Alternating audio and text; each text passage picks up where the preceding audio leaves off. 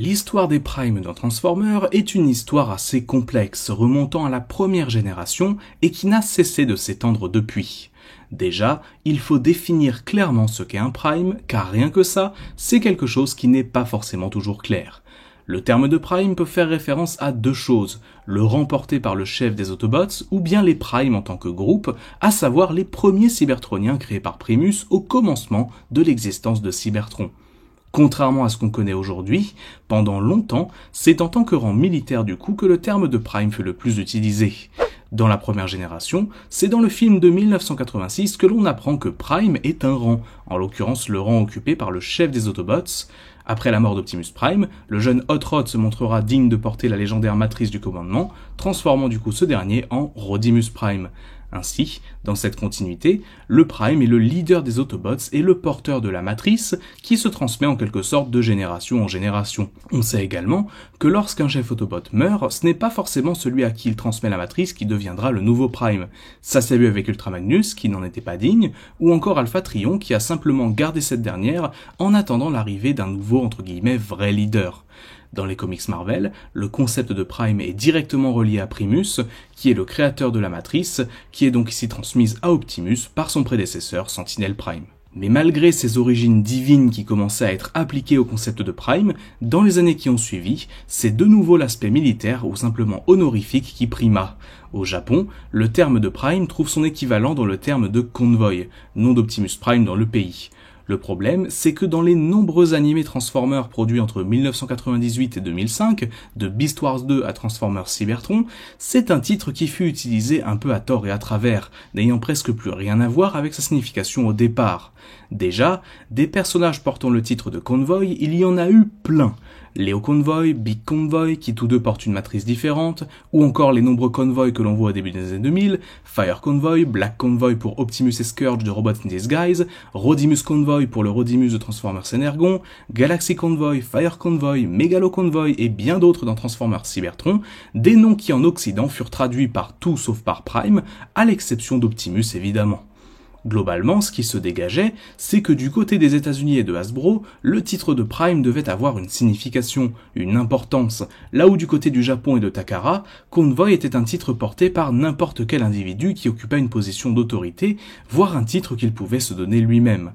Tout ce bazar, et encore je suis gentil, ne fut pas arrangé par chez nous par Transformers Animated, qui y présente des primes comme n'ayant rien de spécial, étant juste un rang donné à certains Autobots en dessous du Magnus, qui ici occupe le rang suprême sur Cybertron. Malgré tout, Hasbro avait à cœur de créer une vraie mythologie autour des primes, sachant qu'ils pouvaient en faire un des points centraux du lore de leur licence dans les années à venir. Ainsi, et alors que ce focus est déjà bien entamé, on va pouvoir rentrer dans le vif du sujet avec les primes en tant que divinités. L'une des premières œuvres à nous parler réellement des primes et de leurs origines fut l'encyclopédie Transformers publiée en 2004, écrite par Simon Furman. Dans cette dernière, on apprend l'existence de 13 Cybertroniens originels créés par Primus, qui affrontèrent il y a bien longtemps Unicron, ainsi que l'un des leurs qui avait décidé de le rejoindre, The Fallen. Ce dernier, qui est alors présenté pour la première fois, n'a pas encore de nom. On sait juste qu'il faisait partie des Primes et qu'il a trahi ces derniers. Il fera d'ailleurs plusieurs apparitions dans les comics publiés par Dreamwave. Je vous invite à vous référer à mon focus sur lui si vous souhaitez en savoir plus. Dans cette encyclopédie, on n'apprend pas l'identité de tous les primes, on découvre juste Prima, le premier d'entre eux, ainsi que Macadam, même si pour ce dernier c'est davantage une rumeur que quelque chose qui est confirmé à ce moment. Avec cette première introduction au concept de Prime, Hasbro ne s'arrêta pas en si bon chemin, en introduisant dans Transformers Cybertron le personnage de Vector Prime, qui existe également dans la version japonaise, qui pourtant, comme je l'ai dit précédemment, renommait bien souvent les primes en convoy. Il est présenté comme le gardien de l'espace et du temps, et voyage entre les dimensions, aidant à prévenir certains cataclysmes notamment, et gardant un œil sur l'ensemble du multivers. Dans les années qui ont suivi, et principalement via des médias comme les comics exclusifs aux conventions, mais pas seulement, on découvrit plusieurs autres primes, notamment Logos Prime, capable d'adopter n'importe quelle forme et lui aussi capable de voyager dans les dimensions, Nexus Prime, le premier combiner, gardien d'une forme exceptionnelle d'Energon, Lige Maximo, l'un des antagonistes de la G2, et la liste pourrait s'étendre. Mais je garde ça pour après, car la majorité des primes ici sont les mêmes que ceux qui seront réintroduits plus tard. L'essentiel à savoir, c'est qu'à ce moment, c'est-à-dire vers 2005-2006, on commençait à voir apparaître ce concept de prime qui était des sortes de divinités de l'univers Transformer. Ils partageaient aussi quelque chose en commun avec Unicron, à savoir qu'ils étaient des singularités multiverselles, des personnages n'existant qu'en une seule version dans tout le multivers et qui donc voyageaient entre les dimensions. Le problème évident avec ce concept est que ça obligeait quiconque voulait réutiliser les primes à se conformer aux toutes premières versions, qui n'avaient pourtant jamais été considérées comme les versions définitives.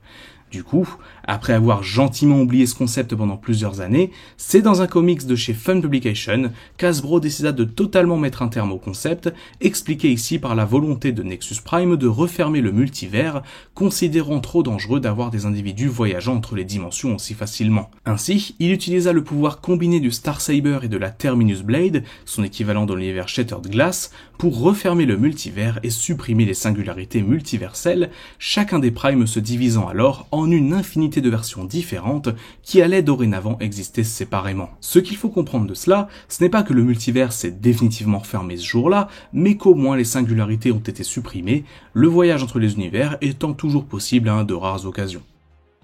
Le concept de Prime entra dans une nouvelle dimension à partir de la fin des années 2000, Hasbro souhaitant appuyer cette mythologie. Et quel meilleur moyen de mettre ces derniers en avant qu'en les présentant sur grand écran dans le second film de la saga de Michael Bay, Revenge of the Fallen.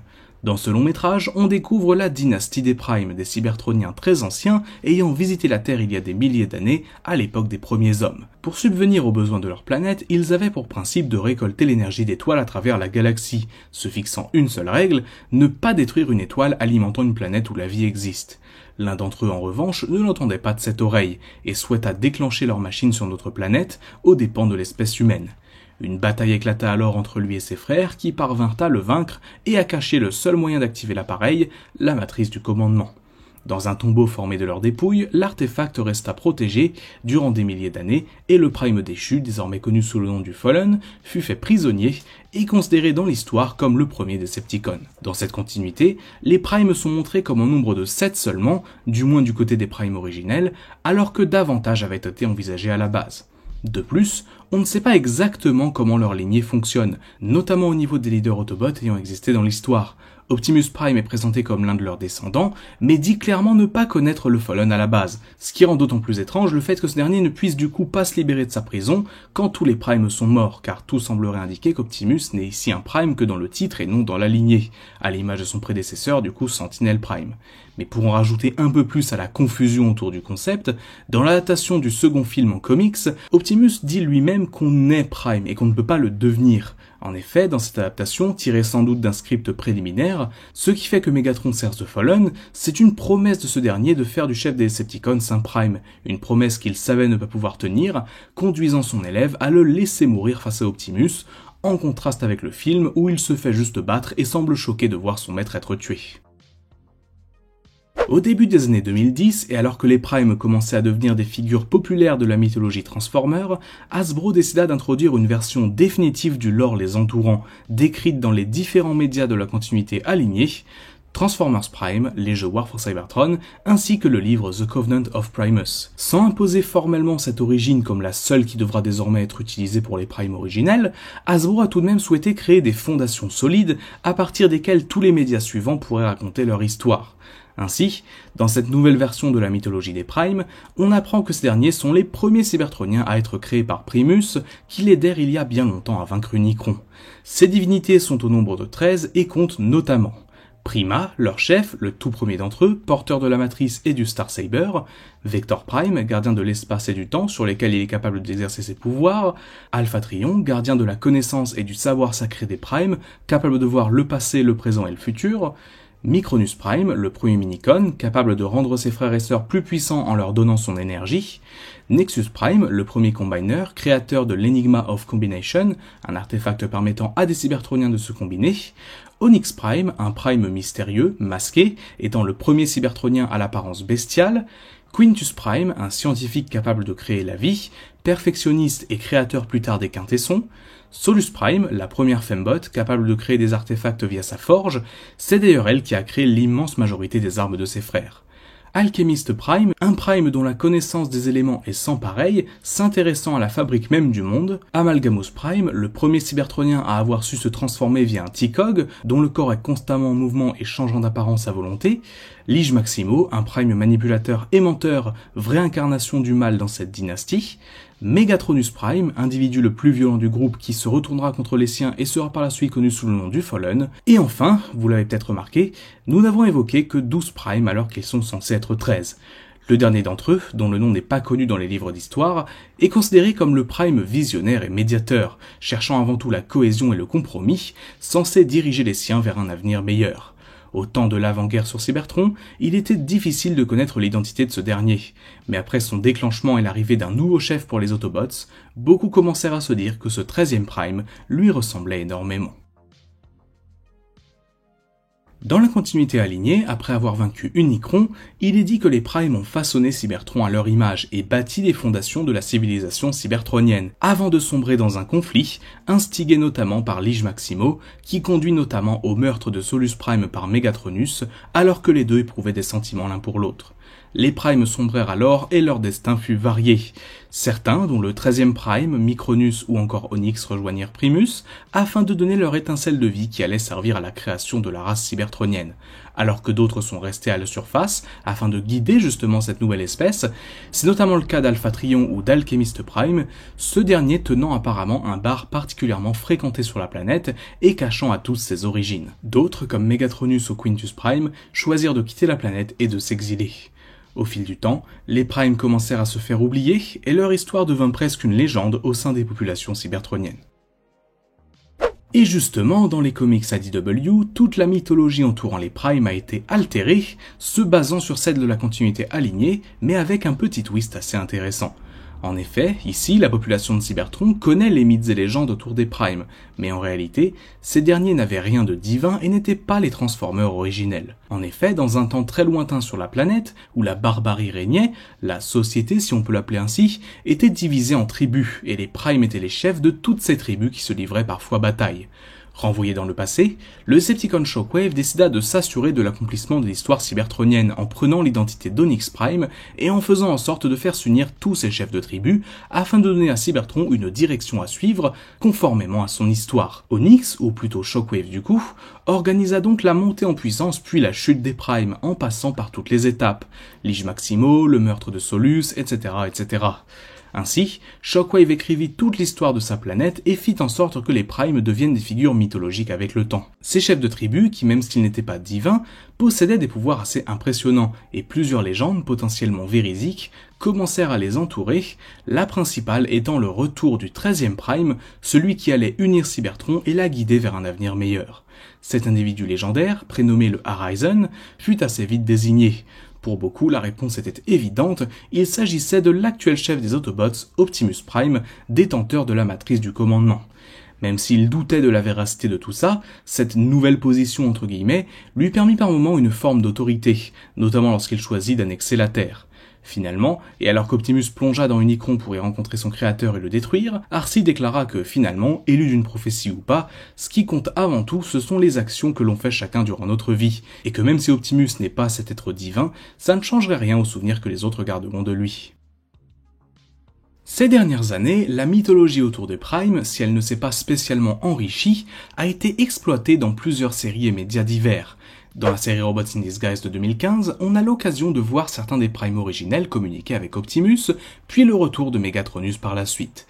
Dans Cyberverse, la fameuse rumeur qui disait qu'Alchemist Prime tenait maintenant un bar sur Cybertron sous l'identité de Macadam fut confirmée, et en 2017-2018, une gamme de jouets entière centrée autour du thème des Primes fut commercialisée, Power of the Prime, avec des versions miniatures de chacun d'entre eux, et une série d'animations de Machinima pour accompagner le tout, remettant notamment en avant Megatronus et Solus Prime.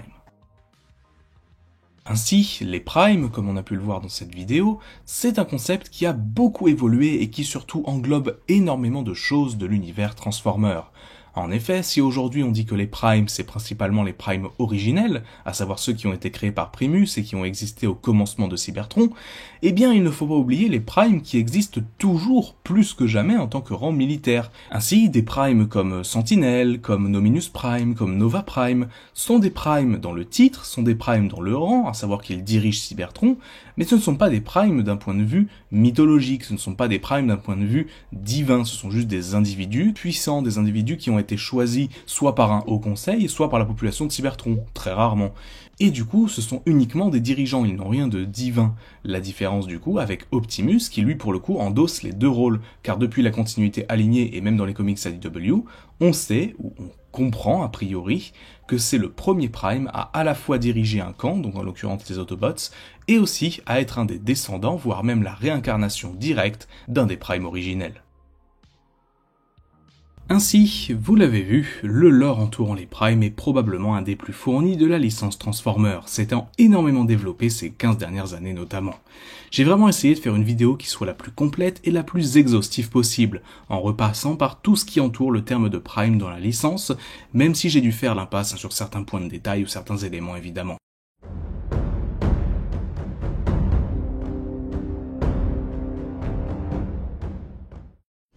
Transformers One a introduit les 13 Primes très tôt dans son histoire, lorsqu'ils sont évoqués par les archives de Yacon comme les premières créations de Primus, les premiers Cybertroniens à avoir vu le jour. Plus tard, on les revoit sous forme d'hologrammes quand Sentinel parle d'eux comme des héros, et enfin, Orion Pax, D16, Elita et B127 découvrent leurs dépouilles dans une grotte située à la surface de la planète. Seul Alpha Trion, en stase et désactivé, mais pas mort, avait survécu à ce qui a eu raison d'eux, une attaque des Quintessons organisée avec leur lieutenant Sentinelle, qui les a trahis pour hériter du pouvoir sur la planète. On voit dans un flashback une partie de leur affrontement, ainsi que leur défaite. J'ai déjà consacré une vidéo au Prime il y a 2 semaines, et je vous conseille grandement d'aller la voir, si ce n'est pas déjà fait. Dans cette dernière, je parle des divers mythes et mensonges qui les entourent. Ici, on va surtout parler des 13 Primes qui sont présents dans Transformers One. Qui sont-ils et de quoi sont-ils inspirés? Je m'appuierai pour cela grandement sur l'encyclopédie The Covenant of Primus, publiée en 2013 et qui sert de grosse synthèse de la mythologie Transformer. Je pense d'ailleurs que les créatifs derrière Transformers One s'en sont grandement inspirés. D'après les légendes, Prima Prime, ou simplement Prima, ou Prima en fonction de comment vous les prononcez, a été le tout premier Cybertronien, le tout premier Prime à être créé par Primus. Il a donc une position d'autorité parmi les siens, étant le premier porteur de la matrice du commandement, qui réside à la base du Star Saber, une arme de légende qu'il possède également. Il est extrêmement sûr de lui et de ses capacités, pensant être dans le vrai tout le temps, ce qui a amené à plusieurs conflits mineurs au sein des Primes, même si les questions importantes sur lesquelles il devait débattre étaient toujours votées à la majorité.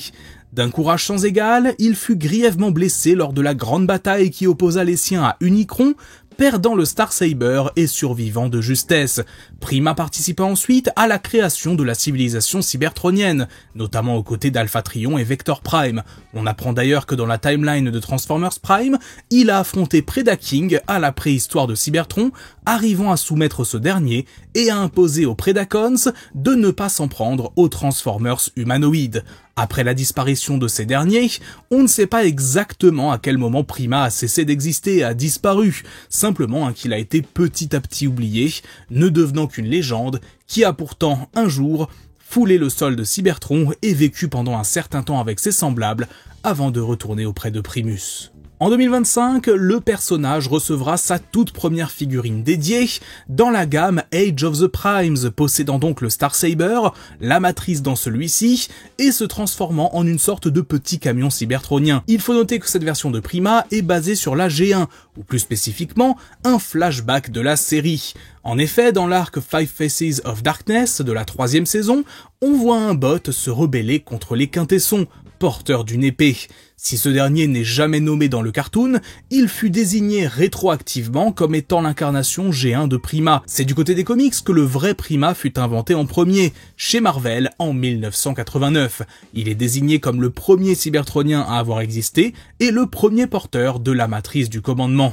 C'est ce lore qui sert de base pour le personnage tel qu'on le connaît aujourd'hui. Et donc, dans Transformers One, on reste dans cette logique.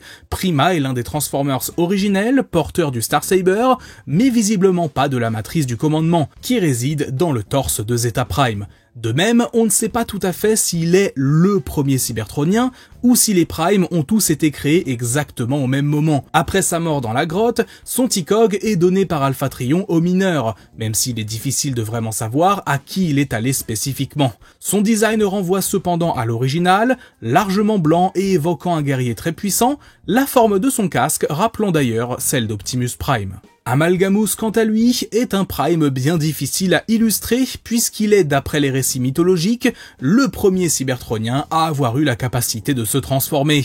De nature imprévisible, instable mais sans une once de méchanceté, sa forme physique était en constante évolution et il a donc possédé le premier T-Cog, l'organe permettant à tous les Cybertroniens de posséder un mode alternatif. Pour des besoins évidents d'adaptation, il a bien fallu lui donner une véritable forme physique dans Transformers One, étant malgré tout très différent de ses frères et sœurs, un bot sans vraiment de visage avec 4 bras, et puisque tous les Primes possèdent des T-Cog ici, on peut soit supposer qu'il leur en a fabriqué et leur a donné la capacité de se transformer, ou bien qu'il n'est pas unique à ce niveau dans cette timeline. Il est d'ailleurs l'un des Primes à ne pas posséder de background dans la licence avant son invention dans la mythologie de Transformers Prime. Tout le contraire bien sûr d'Alpha Trion, probablement l'un des, si ce n'est le Prime originel qui a l'histoire la plus riche, et à qui j'ai déjà consacré un focus dédié. Il est l'historien des Primes, protecteur de la mémoire de ces derniers. Curieux, philosophe, il est moins connu pour sa force que pour sa sagesse, ayant choisi de lui aussi forger les bases de la civilisation cybertronienne en restant vivant à la surface de la planète Cybertron après la chute des Primes. Il est notamment le mentor d'Orion Pax, le futur Optimus, et justement, ce rôle de mentor, Alpha Trion l'occupait déjà dans la première génération, étant celui qui a transformé Orion en Optimus justement, en l'améliorant. Il est dans Transformers One le seul Prime ayant survécu à l'attaque des Quintessons, même s'il est plongé en stase. Révélant la vérité sur Sentinelle, il donne aux mineurs les T-Cog de certains de ses frères, leur offrant la possibilité de changer leur monde. Sur ce court laps de temps, il partage à Orion Pax une partie de sa sagesse, assurant que Primus a un objectif pour chacun des Cybertroniens. Son mode alternatif est une sorte de lion avec une corne, un mode animal donc qui ne sort pas de nulle part.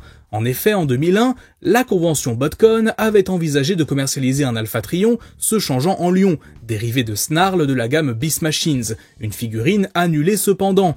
15 ans plus tard, en 2016, ce concept fut adapté dans la gamme Titan's Return, avec un second mode alternatif de vaisseau spatial. De façon générale, Alpha Trion est peu représenté avec un mode alternatif, mais quand c'est le cas, on alterne souvent entre un vaisseau spatial et une sorte de lion mécanique. Ce mode lui permet d'ailleurs de tuer plusieurs des gardes de Sentinelle avant qu'il ne soit capturé suite à une attaque surprise d'Arachnid, puis exécuté par le leader de la planète quelques minutes plus tard. Ancêtre de tous les Minicons, Micronus Prime est souvent présenté comme le plus petit de ces derniers, mais pourtant l'un des plus puissants. En effet, il possède la capacité de se lier aux autres Primes pour leur transmettre son énergie, et ainsi les rendre plus puissants, héritant lui-même d'une partie de leur pouvoir.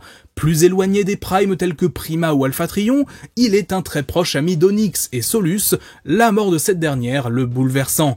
Après avoir servi de mentor à Optimus dans la série Robots in Disguise en 2015, Micronus a donc fait son retour dans Transformers One, étant là encore visiblement le plus petit des Primes, mais clairement pas aussi petit qu'un Minicon.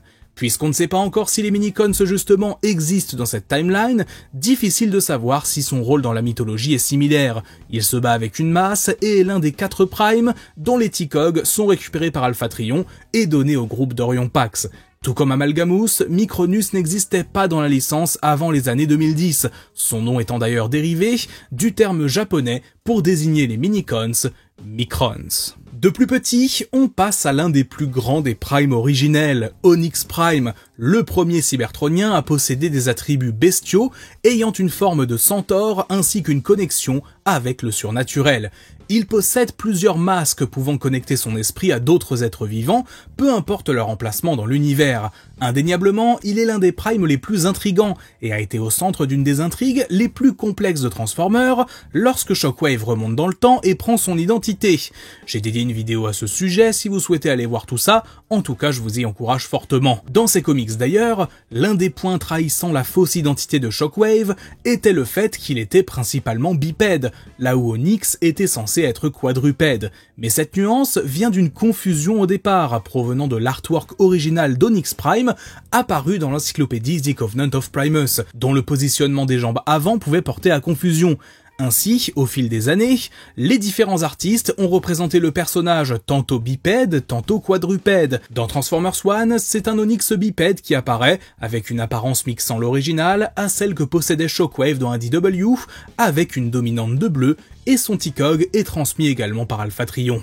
Il devrait recevoir sa première figurine dans la gamme Age of the Primes en 2025 et connaîtra peut-être de nouveau des histoires intéressantes, autres qu'une simple entre guillemets usurpation d'identité, alors qu'il est quand même l'un des primes les plus mystérieux et potentiellement intéressants sur le papier. Quintus Prime, on en a parlé récemment dans le focus consacré au quintesson. Il est le Prime idéaliste et perfectionniste, chérissant la vie et considérant qu'il faut la faire s'étendre à travers l'univers. Pour cela, il utilise l'Emberstone, l'un des artefacts créés par Primus, permettant de recréer son étincelle de vie sur d'autres planètes. Il joue notamment un rôle majeur dans la série Transformers Earthspark, l'Emberstone s'étant retrouvé sur Terre et ayant donné naissance aux Terrans. Cependant, sa volonté de créer la vie se retourna contre lui, lorsqu'une des espèces qu'il avait créées, les quintessons, devinrent intelligents et ambitieux au point d'aller envahir Cybertron et asservir la population. Une intrigue dont je parle plus en détail dans le focus leur étant dédié. Dans Transformers One, l'apparence de Quintus est moins complexe que sur son artwork original, mais il reste quand même assez différent des autres primes. On ne sait pas grand chose de lui ici, mais on peut légitimement se poser la question de savoir s'il est là aussi le créateur de la race des quintessons, ou si dans cette timeline, ils n'ont aucun lien. Savoir qu'un des primes a créé l'espèce qui causera leur mort rendrait leur chute encore plus tragique. Alchemist, c'est l'un des primes les plus célèbres et pourtant pas forcément le plus puissant. Sa spécialité, c'est davantage la chimie et les éléments, parfois même qualifié de magicien par ses frères, alors qu'il possédait simplement une grande connaissance scientifique, aidé par un intérêt pour les milieux naturels et les changements qui s'opèrent dans l'univers, notamment au niveau de la matière. Proche ami d'Alpha Trion, il est cependant prompt à se perdre dans ses recherches et ses mixtures, concoctant certains breuvages d'énergon bien chargés. Alchemist est l'un des primes toujours vivants à l'époque moderne sur Cybertron, tenant un bar bien connu sous une autre identité. Une identité dont on parlera dans un prochain focus sans doute. Dans Transformers One, Alchemist possède une apparence mêlant sa version de la continuité alignée et son apparence en tant que Macadam, avec une dominante de vert. Tout comme Onyx, Micronus et Prima, son T-Cog est transmis aux mineurs par Alpha Trion. À l'inverse d'Alchemist, Vector Prime est l'un des, si ce n'est le Prime le plus puissant du point de vue de ses pouvoirs. Créé aussitôt après Prima, il possède une vision du monde assez semblable à ce dernier. Primus étant pour lui un être parfait, ses créations doivent l'être également. Mais alors que Prima était un guerrier légendaire, Vector possède des pouvoirs affectant la réalité elle-même. Il peut voyager dans l'espace-temps, corriger des anomalies temporelles, bref, c'est tout bonnement l'un des êtres les plus puissants du multivers Transformer. Pour découvrir son histoire, je vous invite à aller voir mon focus lui étant dédié, où on décortique tout son parcours, de son premier jouet en 2005 dans Transformers Cybertron jusqu'à aujourd'hui. Dans Transformers One, son apparence est donc largement inspirée de sa version originale, plutôt que celle de la continuité alignée, étant majoritairement blanc et doré, renforçant sa prestance et son charisme. On ne sait pas s'il possède de quelconque pouvoir sur le temps dans cet univers, mais il fait en tout cas partie des primes originels. Parallèlement, la gamme Legacy United a vu la commercialisation d'une nouvelle figurine de ce dernier, un avant-goût pour la gamme Age of the Primes en 2025. Si Vector Prime pensait que tout ce que créait Primus était parfait, la naissance de Megatronus lui prouva le contraire. Il est l'avant-dernier Prime à avoir été créé. un guerrier de la trempe de Prima, davantage émotif et donc moins en paix avec lui-même que ses semblables. Son potentiel et sa puissance étaient cependant inégalés parmi les siens, étant une véritable force de la nature, dont l'arme, le Requiem Blaster, lui garantissait en plus une puissance de feu sans pareil. Si Prima, Vector et d'autres se montraient méfiants de lui par instant, d'autres primes comme Onyx, Micronus ou Solus s'entendaient bien avec lui, malgré son instabilité. Comme vous le savez sans doute déjà, il est celui qui sombrera et deviendra The Fallen, pour des raisons différentes en fonction des itérations. Dans Transformers One, en revanche, il est pour la première fois présenté comme totalement positif, n'ayant jamais basculé et étant l'idole de D16. J'ai consacré un focus et une analyse à lui, je vous inviterai à aller les voir pour tout apprendre sur ce dernier. Il recevra en 2025 une figurine dans la gamme Age of the Primes, inspirée de son design d'origine dans les comics Dreamwave, étant déjà l'un des Transformers les plus attendus de l'année prochaine. Après Megatronus, comment ne pas parler de Solus? La seule Prime féminine a la particularité d'être la créatrice de beaucoup des armes et autres artefacts utilisés par ces derniers. Tout ce qui n'a pas été créé par Primus, c'est Solus qui en est à l'origine. Le Star Saber, le Requiem Blaster ou encore l'Enigma of Combination sont autant de choses qu'elle a fabriquées grâce à sa forge, qu'elle maniait comme personne d'autre. Si sa philosophie se rapproche parfois plus de Prima ou Vector, elle est davantage proche d'Onyx, Micronus ou encore et surtout Megatronus, pour qui elle développe des sentiments. Elle fut cependant au centre de la chute des Primes suite à une manipulation de Lige Maximo, qui montra Megatronus contre les siens, ce qui culminera en la mort de Solus des mains de celui-ci, lorsqu'il utilise le Requiem Blaster, un acte qui le hantera jusqu'à la fin de son existence. Dans Transformers One en revanche, pas de lutte intestine chez les Primes, qui seront victimes du piège tendu par Sentinelle et les Quintessons. Solus est vu à être tué en étant projeté sur un pic qui la transperce. Son apparence est une évolution de ce qu'on lui connaît, et le production designer du film, Jason Schreier, nous a confirmé lors d'une interview qu'elle et Megatronus étaient également en couple ici, un point qu'ils n'ont pas eu le temps de développer dans le long métrage bien sûr, mais qu'il aimerait pouvoir explorer si d'autres histoires dans cet univers prennent place. Elle recevra également une figurine dans la gamme Age of the Primes, annoncée en cette fin d'année 2024. Et justement, puisqu'on a parlé de lui, Lige Maximo est basiquement le Prime du mal, le Prime des mensonges, celui qui est la preuve que si Dieu est parfait, ce qu'il crée ne l'est pas, et peut être corrompu. En l'occurrence, si Megatronus est un Prime qui est davantage instable et contrôlé par ses émotions, en plus d'être facilement influençable, Lige Maximo est quant à lui véritablement mauvais. Manipulateur, menteur et traître, il fera tout pour son bénéfice personnel, y compris si cela doit passer par la trahison de ses frères et sœurs. C'est lui qui dans la mythologie a manipulé Megatronus et monté les Primes les uns contre les autres, avant que l'un d'entre eux, dont l'identité est incertaine, n'ait fini par le tuer. Mais au sein de la licence Transformers, l'histoire de Lige Maximo est beaucoup plus riche que cela, ayant été créée à l'origine dans les comics G2, et il aura droit sans aucun doute à un focus dédié à l'occasion. Dans Transformers One, il abandonne sa traditionnelle couleur verte pour des teintes dorées et blanches, un peu comme Vector Prime. Il est l'un des premiers à tomber dans l'affrontement face aux Quintessons, sa dépouille étant visible dans la grotte. Autre Prime qui aura sans doute à l'occasion son focus dédié, Nexus Prime est le premier Combiner à avoir existé. Formé de 5 individus s'assemblant pour le former, chacun d'entre eux est d'une partie de lui, et peut agir indépendamment, mais seule leur combinaison possède le savoir et l'intelligence de Nexus Prime. De tous les Primes, la version de Transformers One de Nexus est probablement celle qui s'éloigne le plus de l'original. Jamais présenté comme un Combiner, il est ici un bot plus classique, équipé d'armes très puissantes certes, étant capable de détruire beaucoup de Quintessons, mais son principal attribut du lore est absent ici, aux grandes dames de beaucoup de fans. Enfin, comme j'ai déjà eu l'occasion de l'évoquer dans une précédente vidéo, la principale modification au groupe des Primes apportée dans Transformers One est le remplacement du 13e Prime par Zeta, un cybertronien qui, dans les autres timelines, est l'un des prédécesseurs d'Optimus, mais pas un Prime originel. Comme je l'avais expliqué, ce changement est dû au fait qu'ici, Optimus n'est pas une réincarnation du mystérieux 13e Prime, comme c'était le cas dans la mythologie établie au début des années 2010. Là encore, comme pour Lige Maximo et Nexus Prime, je parlerai de ces autres itérations dans la licence un peu plus en détail dans un autre focus, mais ce qui est le plus étonnant avec la version de Zeta Prime apparue dans Transformers One, c'est qu'en plus d'être l'un des cybertroniens originels, il est visiblement leur leader, le porteur de la matrice du commandement.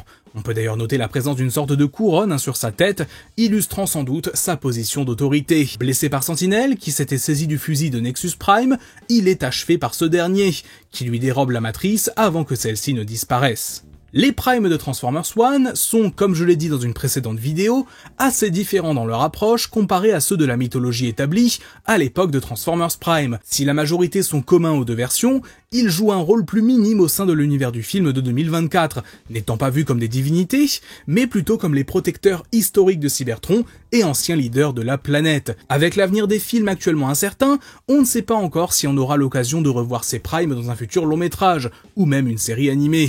Ils ont cependant été une bonne réintroduction au concept sur grand écran, bien mieux qu'en 2009 dans Revenge of the Fallen, et si leur mythologie a été grandement simplifiée pour des besoins d'adaptation, leur aura est restée la même.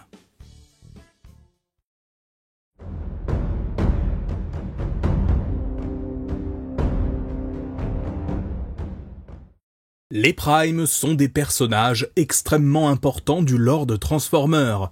Étant les premiers Cybertroniens créés par Primus, ils sont entourés de toute une mythologie et possèdent pour la plupart des pouvoirs qui les rendent uniques, ayant forgé les bases de leur civilisation. N'hésitez pas d'ailleurs à aller voir mon focus qui leur est dédié pour découvrir leurs origines détaillées en fonction des univers de la licence. Aujourd'hui, j'avais davantage envie de me concentrer sur la façon dont ces derniers ont justement eu un impact sur Cybertron et ce qu'ils représentent pour les Transformers, à quel point les Primes ont bâti leur monde et quelles sont les contre-vérités les entourant, voire même les mensonges, et ils sont nombreux. Donc installez-vous confortablement pour cette toute nouvelle vidéo analyse, dans laquelle on va parler des Primes, en lien notamment avec la sortie de Transformers One, mais aussi l'arrivée en 2025 d'une gamme de figurines entières leur étant dédiée. Dans un premier temps, j'aimerais me pencher sur les Primes en tant que divinités, car après tout, c'est comme ça qu'on les décrit dans les récits mythologiques. Les Primes sont les premiers Cybertroniens créés par Primus, l'ayant notamment aidé dans son combat contre son frère Unicron. Mais ce sont aussi eux qui ont créé la civilisation, ou en tout cas qui en ont posé les bases. Nombre de légendes les entourent, certains habiteraient encore sur Cybertron, d'autres auraient choisi de quitter la planète, et certains ne sont plus de ce monde. Mais c'est un titre qui revêt d'une telle importance qu'il est porté par les leaders successifs de la planète, même si ces chefs, bien souvent des leaders militaires, n'ont aucun lien avec les Primes originels, ils sont appelés ainsi, et ça ne pose pas trop de problèmes. D'ailleurs, en fonction des histoires, les successeurs des Primes possèdent ou non la matrice du commandement. Ça n'est pas une constante absolue dans la franchise, ça dépend un peu. Cependant, parmi les Cybertroniens originels, il y en a un sur qui nos connaissances sont a priori peu étayées. Le 13e Prime. Ce dernier serait en effet le Prime conciliateur et visionnaire, celui qui, même s'il n'a pas les plus grands pouvoirs physiques, arrive à mener les siens vers la victoire et vers un avenir meilleur. On raconte notamment que c'est grâce à lui qu'Unicron a été vaincu une première fois et qu'il est toujours vivant au sein de la société cybertronienne, ayant choisi de mourir en tant que Prime pour renaître en tant que bot ordinaire, sans garder aucun souvenir de sa vie antérieure. On ne va pas y aller par quatre chemins, le 13e Prime, c'est Optimus. Il possède toutes les qualités morales de ce dernier, et lorsqu'il obtient la matrice du commandement, il redevient celui qu'il était à l'origine, un leader puissant et sage, qui inspire les autres à être meilleurs et mènera les siens au milieu des heures les plus sombres de Cybertron. Cette idée d'avoir Optimus en tant que 13e Prime originel réincarné, c'est une idée amenée notamment par la mythologie autour de Transformers Prime et des jeux War for Cybertron, avec notamment à l'encyclopédie The Covenant of Primus, publiée au début des années 2010. Thématiquement, c'est venu renforcer l'aspect robot Jésus entre guillemets d'Optimus. Il est plus qu'un bot qui est le meilleur d'entre nous, il est littéralement la réincarnation du Prime le plus sage et inspirant. C'est notamment avec cette idée en tête qu'a été créé le personnage dans la série Transformers Prime, même si c'est un sujet jamais abordé dans cette dernière, et ça explique aussi pourquoi le chef des Autobots est si stoïque et constamment sérieux ici. Mais thématiquement, c'est un concept qui a plusieurs problèmes selon moi. Avoir un personnage qui est au centre de prophéties, c'est toujours casse-gueule, car ça peut enlever une partie de son intérêt narratif. Bah oui, comment craindre pour un personnage qui est autant entouré de mystique et présenté comme le sauveur du début à la fin? De plus, se pose la question de la morale. Suggérer que seul un élu pourra accomplir de grandes choses, ça enlève de l'intérêt thématique à l'histoire qu'on raconte. Cependant, il est possible de jouer avec ce concept pour proposer des choses plus intéressantes, ou en tout cas qui changent un petit peu. Dans les comics comics IDW par exemple, plusieurs prophéties entourent le 13e Prime prénommé The Horizon, ou littéralement celui qui s'est élevé. Vous le noterez, c'est littéralement l'inverse du Fallen, du coup. Nombre de planètes colonisées par les Cybertroniens, et même Cybertron elle-même d'ailleurs, ont commencé à vénérer les Primes comme des dieux. Après tout, ce sont eux qui ont bâti leur société, qui ont fait de Cybertron ce qu'on connaît aujourd'hui. Et au milieu de tout ça, des textes religieux parlent de ce fameux Horizon comme d'un sauveur qui a vaincu Unicron, le plus grand des Primes. Sauf que, on a un petit problème là. Un gros problème, même. Dans ces comics, les Primes n'ont rien de divin. Pire, si vous avez vu ma vidéo sur Shockwave sortie la semaine dernière, vous savez que c'est ce dernier, en prenant l'identité d'Onyx Prime, qui a bâti l'histoire de son monde, ainsi que ses mythes et légendes. Avant son arrivée, les bots qui deviendront les Primes n'étaient que des chefs de tribus primitifs, se faisant la guerre à la préhistoire entre guillemets cybertronienne, dans une période faisant suite au départ des chevaliers de Cybertron et des premières guerres ayant ravagé le monde. Ce n'est pas directement le sujet de cette vidéo, mais ce qu'il faut savoir, c'est que dans cet univers, Cybertron avait déjà été prospère lors de la naissance des tout premiers Cybertroniens, mais un conflit majeur entre eux a conduit à une régression notable de la société, qui est alors devenue tribale, avec des chefs de guerre et de tribus se faisant constamment la guerre de façon primitive. Et c'est donc parmi ces chefs que se trouvaient les Primes, dont les récits ont été façonnés et inventés par la suite. Mais s'ils étaient forts, ça on pouvait pas leur enlever, ils n'avaient rien de divin, et étaient encore moins les premiers Transformers en vérité. On a donc ici une lignée des Primes qui n'en est pas vraiment une. Onyx Prime, ou plutôt Shockwave, a mis sur un piédestal des individus quelconques pour façonner la mythologie de son monde, et le temps a fait le reste. Les Primes étaient désormais des légendes, et il était communément accepté qu'ils étaient un des demi-dieux. Et donc, au milieu de tout ça, est arrivée la prophétie du Horizon, le Prime qui devra faire son retour et sauver Cybertron, en gros. Sauf que tout ça, on le sait nous en tant que lecteurs, et je vous en ai parlé dans la précédente vidéo, c'est une création de Shockwave. Il a littéralement créé la foi cybertronienne sous l'identité d'Onyx Prime, et donc, la lignée des Primes était corrompue depuis le départ. Ceux qui ont suivi n'ont assurément pas arrangé la chose. Nova Prime, Sentinel Prime, Zeta Prime pour ne citer que, mais de toute façon, il n'y avait aucune base aux origines divines des Primes ici. La légende du Horizon est donc elle aussi une création totale, même si ce dernier est bien évidemment vu comme étant Optimus Prime par certains. Ça n'est pas quelque chose qui fait consensus, et lui-même ne souhaite pas qu'on l'appelle ainsi, mais plusieurs croyants voient en lui ce 13e Prime devant sauver Cybertron. Au final, dans ces derniers instants, alors qu'il s'apprêtait à plonger au centre du Unicron, Optimus accepte ce titre, assumant donc sur ses épaules la responsabilité de toute la corruption de sa lignée pour y mettre fin. Et comme le dit Arcee dans les tout derniers instants de ses comics, l'important, ça n'est pas de savoir si Optimus était vraiment l'élu d'une prophétie. Peu importe qu'il soit l'élu d'une prophétie ou pas, ce sont ses actes qui comptent, et c'est de ça qu'il faut se souvenir. La corruption, les erreurs des Primes ne sont d'ailleurs pas exclusives à IDW, loin de là. Même dans la continuité alignée, ils ont eux-mêmes causé leur chute, car s'ils sont les premiers Cybertroniens, ils sont donc les premiers à représenter toutes les facettes de leur espèce, y compris les plus mauvaises. Difficile à ce moment de ne pas citer Lige Maximo, littéralement le Prime traître et manipulateur, ou Megatronus, dont les émotions le poussent à commettre l'irréparable. On pourrait même citer Quintus Prime, dont la volonté de créer des espèces à travers la galaxie a conduit à la naissance des Quintessons, qui asserviront Cybertron pendant des siècles. Donc, entre origine divine et remise en question du concept, pour ne faire d'eux que des primes sans compétences particulières, quelle est la meilleure? Est-ce qu'il y a un concept plus intéressant qu'un autre? Déjà, fondamentalement, je dirais que non. On peut aussi bien avoir des primes vus comme des demi-dieux sages et majoritairement positifs pour leur monde, ou au contraire, des individus dont le rôle a été grandement enjolivé au fil des siècles. L'un comme l'autre apportent des réflexions différentes et sont même en partie compatibles. J'ai même envie de dire, c'est une excellente chose que dans les années 2010, on ait eu les deux versions différentes qui aient été proposées, car ça a aussitôt ouvert le champ des possibles sur le plan narratif. Et justement en parlant de ça, Transformers One est peut-être le média qui a le mieux lié les deux concepts. Dans Transformers One, les Primes sont présentés comme les premiers Cybertroniens ayant vu le jour après que Primus se soit transformé en la planète Cybertron. D'une force et d'une taille bien supérieures aux autres habitants de leur monde, ils sont également les protecteurs de la matrice du commandement, l'artefact légendaire permettant à l'énergon d'être généré en quantité à la surface. S'ils ont donc des origines divines ici, on ne peut pas dire qu'ils soient fondamentalement différents des autres, en dehors de quelques pouvoirs et de leur taille. Par exemple, lorsque les Quintessons envahissent Cybertron, ils ont bien du mal à les repousser, ce qui conduit le conflit à s'éterniser, sans fin clairement visible a priori. De même, ils ont beau être très puissants, ils sont aussi faciles à tuer que d'autres Transformers. On le voit bien notamment dans leur affrontement dans la grotte face aux Quintessons et à Sentinelle, qui certes ont l'effet de surprise, mais où on en voit certains être tués au bout de quelques coups.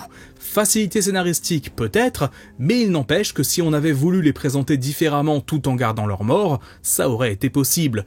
Un autre point important, c'est que contrairement aux itérations de la franchise où les Primes sont une légende déformée par le passage des années, ici, ils étaient encore vivants environ 50 ans avant l'histoire qui prend place. C'était donc certes les plus anciens Cybertroniens, mais des individus que la population de la planète a pu connaître, du moins pour ceux qui étaient déjà nés à l'époque. C'est le cas notamment de la garde d'élite, donc Shockwave, Starscream, les Seekers et Soundwave, mais aussi de Sentinel Prime et probablement d'autres. Aucune déformation donc ici, ce qu'on sait sur eux n'a a priori pas été modifié ou enjolivé, ou en tout cas très peu. D'ailleurs, petit teasing, mais avec Ada, on a eu l'occasion d'interviewer Jason Scheer, le production designer de Transformers One, qui a donc pas mal influencé la direction que le film a pris. Et il nous a dit pas mal de choses intéressantes sur les Primes et les idées qu'ils ont eues pendant la production. L'interview sortira bientôt, je vous tiendrai au courant. Cependant, Transformers One a apporté une grosse modification parmi les Primes. Il s'agit du 13e, qui n'est ici plus une figure mystérieuse qui serait en réalité Optimus, non, c'est juste Zeta Prime, un personnage qui d'habitude ne fait pas partie des Primes originels, qui a été intégré à sa place, dans le but justement de s'éloigner de cette prophétie autour d'Optimus, et de simplement faire de lui un bot ordinaire qui a réussi à accomplir des choses extraordinaires. N'hésitez pas à me dire d'ailleurs en commentaire si vous souhaitez que je fasse une vidéo complète sur les Primes de Transformers One dans les semaines ou les mois à venir. Il y a pas mal de petites choses sympas, et ça pourrait faire office de complément à mon focus sur ces derniers, même si j'avoue que je ne sais pas encore dans quel format je ferai cela. Avec la gamme Age of the Primes qui arrive l'année prochaine et qui a commencé à être révélée en cette fin d'année 2024, c'était le moment parfait pour vous parler un peu des Primes. J'avoue, j'ai un peu écrit cette vidéo au feeling, j'avais surtout envie d'évoquer la façon dont leur concept a été abordé au sein de la licence depuis une quinzaine d'années, et je me rends compte que ça m'a ouvert des portes à d'autres sujets potentiels. Les Primes de Transformers One, les Cybertroniens existants avant les Primes dans les comics IDW, bref, plein de choses intéressantes dont je ne manquerai pas de vous parler à l'avenir.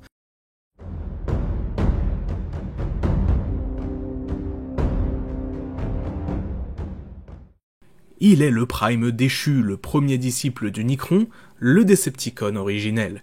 Le personnage dont nous allons parler aujourd'hui occupe une place très importante dans le lore de Transformers, étant extrêmement puissant et mystique, apparu dans beaucoup de médias depuis le début des années 2000. Je parle bien sûr de Megatronus Prime, aussi connu sous le nom du Fallen. Contrairement à ce qu'on pourrait peut-être imaginer, les Primes originels et le Fallen ont finalement été créés assez récemment, entre guillemets, dans l'histoire de Transformers, à savoir au début des années 2000, dans les comics de chez Dreamwave. Bien sûr, vous vous en doutez, son origin story est liée à Primus et Unicron. Alors que les deux frères se livraient bataille il y a de cela des millions d'années, Primus créa les 13 Transformers originels afin de l'aider dans sa bataille. L'un d'entre eux, cependant, éprouvait une fascination pour la destruction et le chaos, si bien qu'il finit par être en contact avec Unicron, à qui il jura allégeance. Ainsi était né The Fallen, le déchu, le premier disciple du dieu de la destruction. La première et seule mission confiée par Unicron au Fallen fut de corrompre le mode alternatif de Primus, Cybertron, tâche dans laquelle il échoua, lui et son maître perdant finalement la bataille, se retrouvant inspiré dans un trou noir et transporté dans une autre dimension. À une époque plus récente, du temps des Autobots et des Decepticons, il arriva à se libérer de cette dimension et se retrouva donc sur Cybertron, cherchant immédiatement à faire revenir son maître également. Il arrivera pour cela à recruter certains Decepticons et prit facilement le dessus sur la plupart des troupes qui s'opposaient à lui. C'est finalement Primus lui-même qui dut mettre fin aux agissements du Fallen, déversant une quantité d'énergie telle qu'il fut de nouveau emprisonné, cette fois-ci pour l'éternité. Et c'est avec ce bagage assez intéressant, mais malgré tout faible, que le Fallen fut propulsé sur le devant de la scène dès le second film live de Michael Bay en 2009, donnant même son titre au film, Revenge of the Fallen. Comprenez bien, si aujourd'hui le lore autour du personnage est très développé et qu'il est devenu une figure assez connue de la licence, à l'époque, seuls les fans des comics connaissaient ce personnage et passer directement de la case comics à la case film, sans autre média entre les deux, c'est quand même assez fort. Mais quand on y pense, inclure le personnage n'était pas une mauvaise idée et était même relativement logique. Il fallait un antagoniste plus fort que Megatron, qui représentait déjà une menace importante dans le premier film, et plutôt que de se risquer à ramener Unicron ou les Quintessons, eh bien le Fallen représentait le candidat parfait pour justement créer un méchant juste au-dessus de celui que l'on connaissait déjà. Ainsi débuta donc l'histoire du Fallen sur grand écran, histoire dans laquelle on découvre que, tout comme dans les comics, il était l'un des Primes, les premiers Transformers voyageant à travers la galaxie, afin de récolter l'énergie des étoiles pour subvenir à leurs besoins. Dès que les Primes découvraient une étoile, ils acheminaient une machine se servant du pouvoir de la matrice pour en aspirer l'énergie. Cependant, ils avaient une règle d'or, ne jamais récolter l'énergie d'une étoile alimentant une forme de vie. Ainsi, dans chaque système solaire, ils s'assuraient qu'ils ne faisaient de mal à aucune espèce vivante. Or, au moment d'arriver sur Terre, au temps des premiers hommes, ils découvrirent l'espèce humaine et refusèrent donc d'aspirer l'énergie de notre soleil, mais c'était sans compter sur l'un d'entre eux qui méprisait les humains au plus haut point et souhaitait activer la machine malgré tout. C'est ainsi qu'éclata le conflit entre les Primes, et historiquement, on considéra ce Prime déchu comme le premier Decepticon, son visage ayant apparemment servi d'inspiration pour leur emblème dans cette continuité. Après une longue bataille, celui que l'on appelle désormais le Fallen fut vaincu, et les Primes survivants cachèrent la matrice dans un tombeau formé de leurs propres dépouilles. On apprend d'ailleurs dans un comics que, tout comme dans l'histoire originale, le Fallen avait ici été emprisonné dans une dimension parallèle. Il entra en contact avec Megatron via un artefact et le persuada de déclencher la guerre civile cybertronienne, assurant qu'Optimus Prime cherchait à s'approprier le pouvoir du Allspark. Lorsque le Nemesis, le vaisseau de guerre des Decepticons, embarqua pour le système solaire, Megatron emporta l'artefact du Fallen avec lui, afin de préparer son retour lorsqu'il parviendrait à se libérer de sa prison dimensionnelle. Ce qui fut chose faite, mais il était toujours faible et incapable de bouger dans le vaisseau, ayant besoin que tous les Primes soient morts pour retrouver sa puissance. Lorsque Megatron tua Optimus, il put ainsi se relever et accomplir sa vengeance, retourner sur Terre pour y activer la machine dévoreuse de soleil. Récupérant la matrice sur le corps d'Optimus tout juste réanimé, il l'inséra dans cette dernière mais fut stoppé in extremis par Prime, qui avait gagné de la puissance en se combinant avec Jetfire. S'ensuit alors un affrontement où Optimus le domine clairement et finit par le tuer assez brutalement après avoir défiguré Megatron. Ainsi s'éteint donc le Fallen dans les films, un antagoniste ma foi très puissant, capable de se téléporter, de soulever des objets par la pensée, mais dont la fin a été un poil expédiée. Malgré tout, son apparition sur grand écran lui assura une popularité énorme pour les années à venir, auprès du grand public et des fans. Après les deux premières apparitions du personnage, Hasbro a souhaité créer une mythologie solide et cohérente autour de ce dernier, qui pourrait servir de base à de nouvelles histoires. Cette nouvelle origin story sera détaillée dans divers romans, mais aussi et surtout dans l'encyclopédie The Covenant of Primus. Le Fallen était donc à l'origine l'un des 13 Primes, les premiers Transformers créés par Primus pour affronter Unicron, nommé Megatronus Prime. Megatronus était, tout comme les autres Primes, doué d'une volonté propre et capable de développer des sentiments et une personnalité. De tous les Primes, il était clairement le plus instable, étant guidé par ses émotions et rarement en paix avec lui-même. Il se voyait comme le plus guerrier des Primes, là où d'autres représentaient davantage le savoir, l'intelligence ou d'autres qualités. Il finit par se rapprocher de Solus Prime, la seule Prime féminine, et les deux tombèrent amoureux l'un de l'autre. Mais ce qu'il ne savait pas, c'est que Lige Maximo, un autre Prime aux mauvaises intentions, était en train de les manipuler afin de les séparer ou de créer des tensions entre eux. Ces tensions culminèrent et lors d'une violente dispute, Megatronus tira sans le vouloir sur sa bien-aimée avec le Requiem Blaster, arme créée par cette dernière, un tir qui la tua sur le coup. Si plus tard Lige Maximo fut tué, Megatronus s'exila rongé par l'acte qu'il venait de commettre. Depuis ce jour, il refuse de porter son nom de Prime et se fait appeler The Fallen. Le nom et l'histoire de ce Prime déchu finit par être peu à peu oublié, mais lorsqu'un jeune gladiateur alors sans nom la découvrit, il décida de se nommer de la même façon que le Prime guerrier. Vous vous en doutez, ce gladiateur deviendra plus tard Megatron. L'origin story décrite précédemment est celle qui sert de base à toutes les histoires impliquant le Fallen par la suite. Bien sûr, elle peut légèrement varier. Parfois, à la mort de Solus Prime, le fils s'exilait, parfois ce sont les autres Primes qui l'ont banni ou emprisonné, etc., etc. Mais disons que la base avait été créée et solidifiée en quelque sorte. Et justement, dans Robots in Disguise en 2015, série dans laquelle Megatron est absent, le Fallen fut ramené en tant qu'antagoniste. Ici, le meurtre de Solus lui aura valu d'être banni dans une dimension parallèle, dimension dont il réussit à se libérer grâce à Steel Joe et aux Decepticons présents sur Terre. Il possède ici, tout comme dans Revenge of the Fallen, des pouvoirs de télékinésie, et prend le dessus sur les Autobots, y compris Optimus Prime. C'est finalement une énorme décharge d'énergie qui aura raison de lui, grâce à Bumblebee et aux autres Autobots, même si ce dernier n'est pas bien sûr que Megatronus soit totalement détruit. Dans les comics IDW, l'origin story des Primes est assez différente, disons, et Megatronus voit donc sa propre origine quelque peu modifiée, du moins en partie, même si elle respecte le socle posé par Hasbro quelques années avant. Si vous vous souvenez, il y a de cela 1 an et demi, je vous expliquais dans mon focus sur Shockwave que ce dernier avait voyagé dans le passé et créé de toutes pièces l'histoire de Cybertron afin d'éviter tout paradoxe temporel en adoptant l'identité d'Onyx Prime. Et bien justement, l'histoire de Megatronus est ici liée à Onyx Prime, enfin Shockwave du coup. Lorsque les deux personnages se rencontrèrent, Shockwave manipula Megatronus et c'est même lui qui lui donna son nom.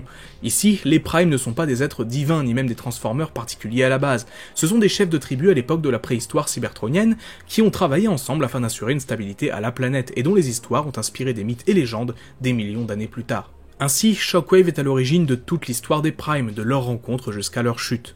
Megatronus tombe aussi amoureux de Solus Prime dans cette histoire, et le destin de cette dernière est tout aussi tragique. Shockwave est à l'origine de la manipulation de Lige Maximo qui a fait se retourner Megatronus contre les autres Primes, et alors qu'il affrontait Prima, Solus s'interposa et encaissa un coup de Star Saber dont elle ne se releva pas. C'était alors la fin des Primes, Megatronus finissant quand même par tuer Prima, et Shockwave tuant par la suite lui-même Megatronus, afin de boucler la boucle et contribuer ainsi à la chute des Primes, de la même façon qu'il avait contribué à les faire s'unir, afin d'assurer l'histoire de Cybertron.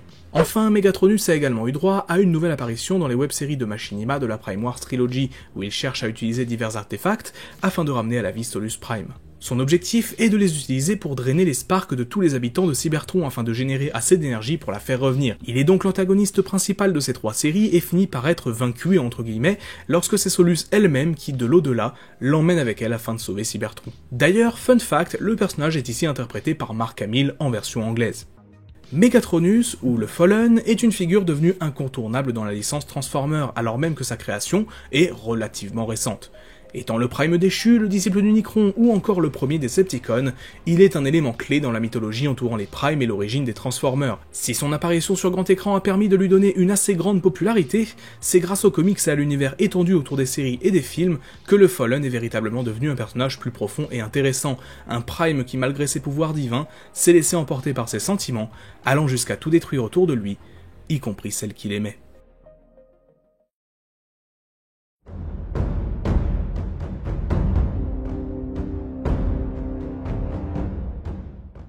C'est le plus puissant des Primes, le plus badass et le plus cool aussi.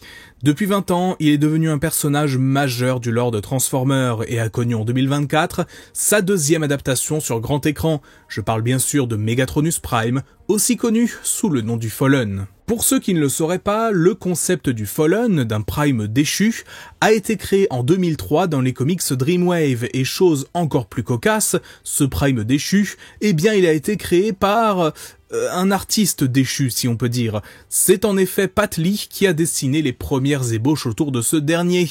Et pour ceux qui ne connaissent pas ce gars, sachez juste qu'il était le patron de Dreamwave et qu'il a donc eu une assez grosse influence sur les comics Transformers au début des années 2000.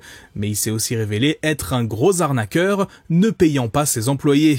C'est à cause de sa mauvaise gestion que Dreamwave a fait faillite en 2005. On peut cependant mettre à son crédit d'avoir lancé nombre d'artistes majeurs de la licence, mais voilà, il faut savoir qu'il est très impopulaire dans la communauté de fans, et je trouve donc ça cocasse qu'il ait justement créé le design original du Fallen, le Prime déchu et banni par les siens. Bon après, il a vraiment fait les premières ébauches. Au moment de l'arrivée du personnage dans les pages des comics, ce sont d'autres artistes, notamment Andrew Wildman, qui l'ont un peu redesigné, lui rajoutant notamment une plaque de protection devant le visage pour donner un aspect plus médiéval et souligner son ancienneté.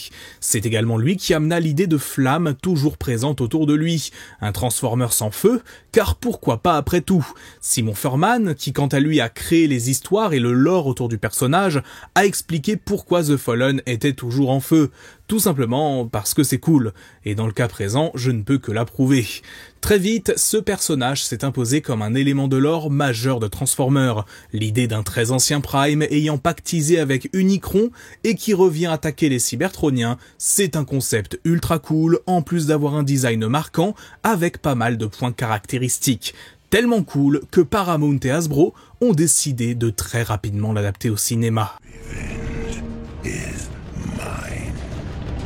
Paramount et Hasbro ont très rapidement souhaité faire du Fallen l'antagoniste principal du second opus de la saga de Michael Bay, un concept facile à adapter sur le papier pour une histoire qui allait approfondir les Decepticons et nous révéler que Megatron n'est pas le plus haut placé de ces derniers. Bay a d'ailleurs souhaité cacher pendant longtemps la présence du perso, avant qu'il n'ait d'autre choix que de le confirmer lorsque plusieurs auteurs d'IDW notamment firent fuiter l'info. Il était même allé jusqu'à dire qu'en fait, toutes ces déclarations était une campagne de désinformation volontaire pour garder secret l'identité du méchant. Ah, sacré Michael. Côté Paramount, les cerveaux chauffaient, car il fallait trouver un design pour le personnage, et ça n'allait pas être une mince affaire. Plusieurs ébauches furent réalisées, dans des styles bien différents. Il y avait plusieurs idées autour du Fallen, et les deux principales étaient que son visage ait inspiré l'emblème des Decepticons, mais aussi certaines divinités égyptiennes. Ben Proctor, principal concept artiste du premier film, a planché sur une ébauche de design que je trouve absolument incroyable. C'est une tête majoritairement en forme de logo Decepticon, avec des yeux violets et une inspiration d'Anubis, faisant donc le lien avec les divinités égyptiennes. L'autre concept nous vient de l'artiste Tommy Kieme, qui est plus proche d'un pharaon, l'inspiration d'un signe Decepticon étant plus discrète, et c'est cette deuxième proposition qui fut retenue, puis élaborée, mais pas dans le bon sens selon moi. Car là, je peux un peu voir la vibe, mais quand on regarde le design final, il a une tête de poux. Vraiment, je suis désolé, mais je ne vois que ça. Il a vraiment une tête de poux. Concernant son design global, là aussi, on a eu plusieurs propositions. Et encore une fois, j'ai envie de dire, Paramount a probablement retenu la moins intéressante.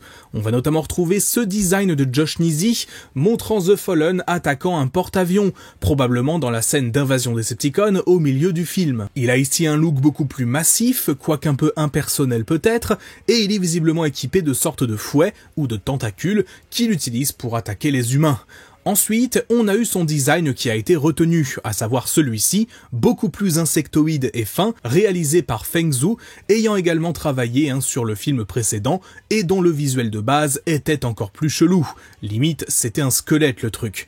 Mais de ce que j'ai pu lire, notamment sur le blog de l'artiste Paul Osimo, ayant bossé sur le second opus également, il a longtemps été question que le Fallen adopte un mode terrestre. En attaquant l'armée américaine, il aurait en effet scanné un avion unique au monde, top secret, nommé Aurora. Alors, de ce que j'ai pu lire, l'Aurora, c'est un nom donné à un avion américain dont on n'est même pas sûr de l'existence.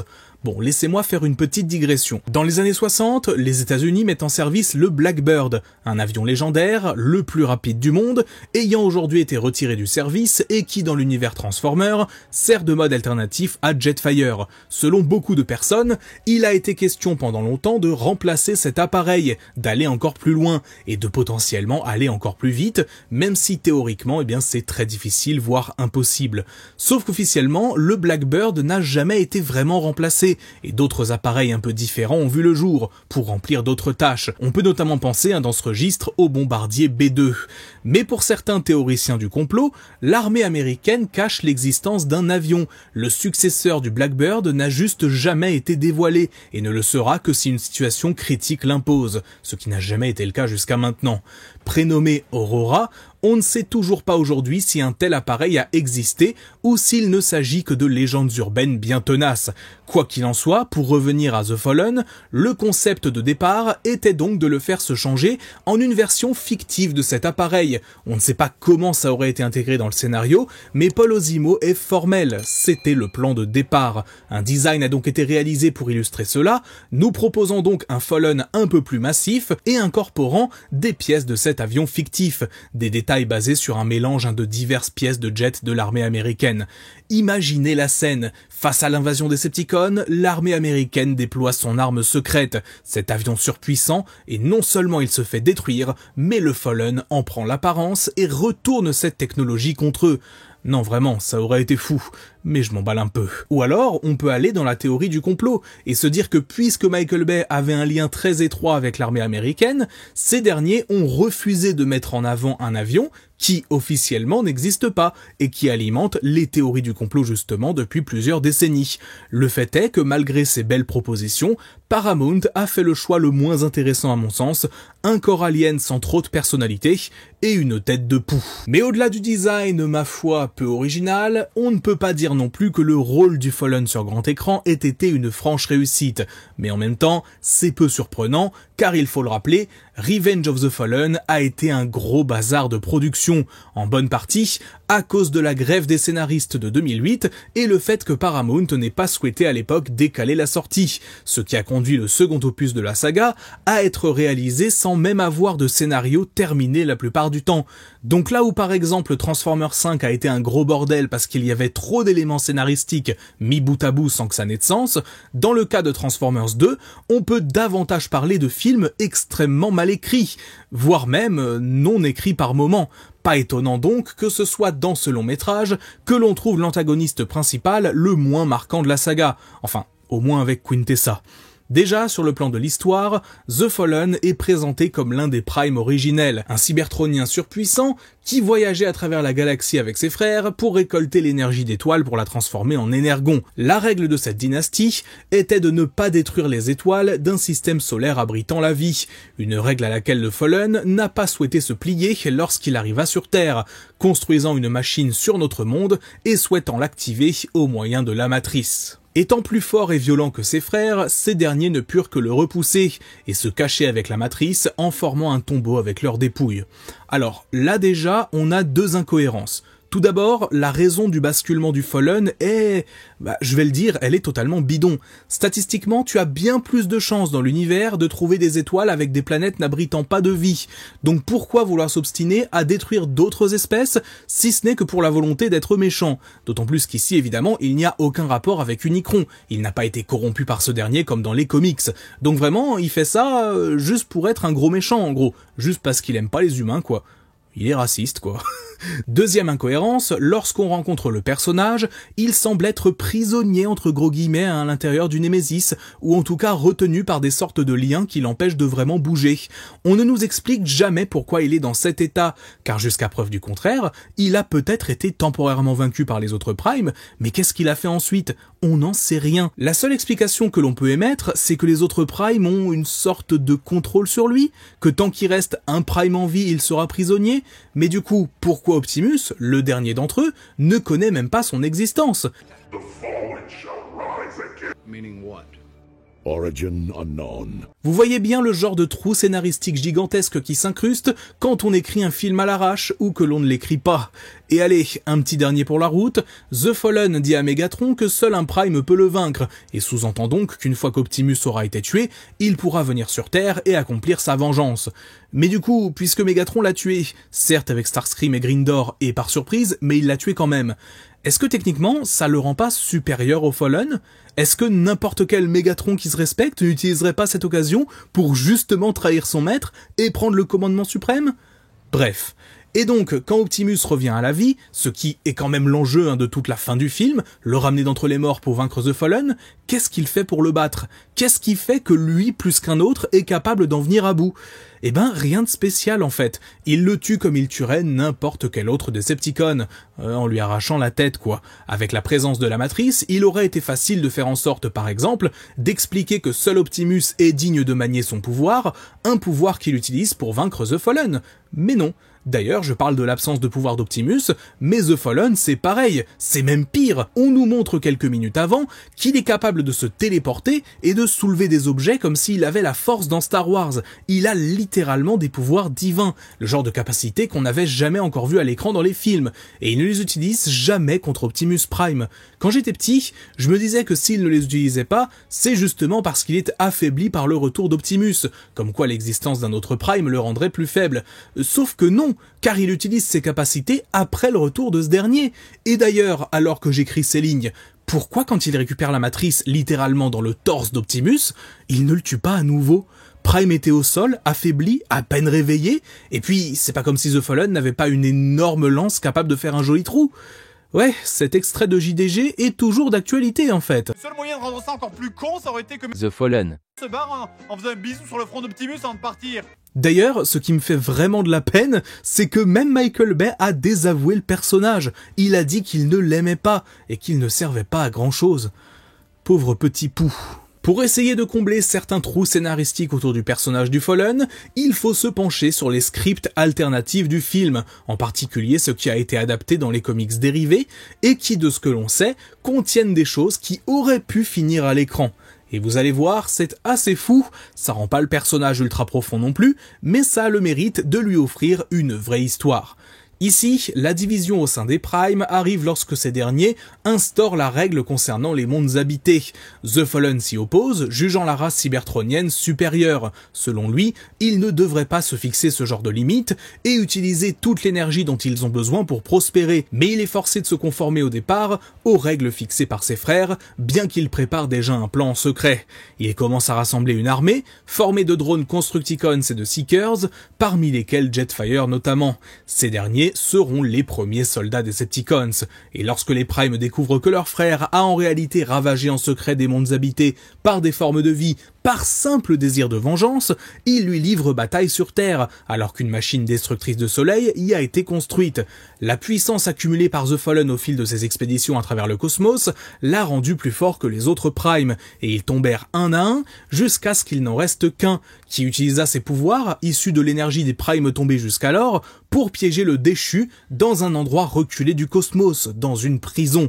À une époque plus récente, The Fallen arrive à prendre contact avec Megatron par le biais d'un artefact, et ce dernier se met à son service, jurant de retrouver le Allspark et d'activer la machine sur Terre. Ici, le Prime déchu communique uniquement à travers cet artefact, et parvient à s'échapper de sa prison entre le premier et le deuxième film, étant toujours affaibli à l'intérieur du Nemesis. Dans l'adaptation en comics de Revenge of the Fallen, on apprend aussi la raison de pourquoi Megatron l'a suivi en premier lieu.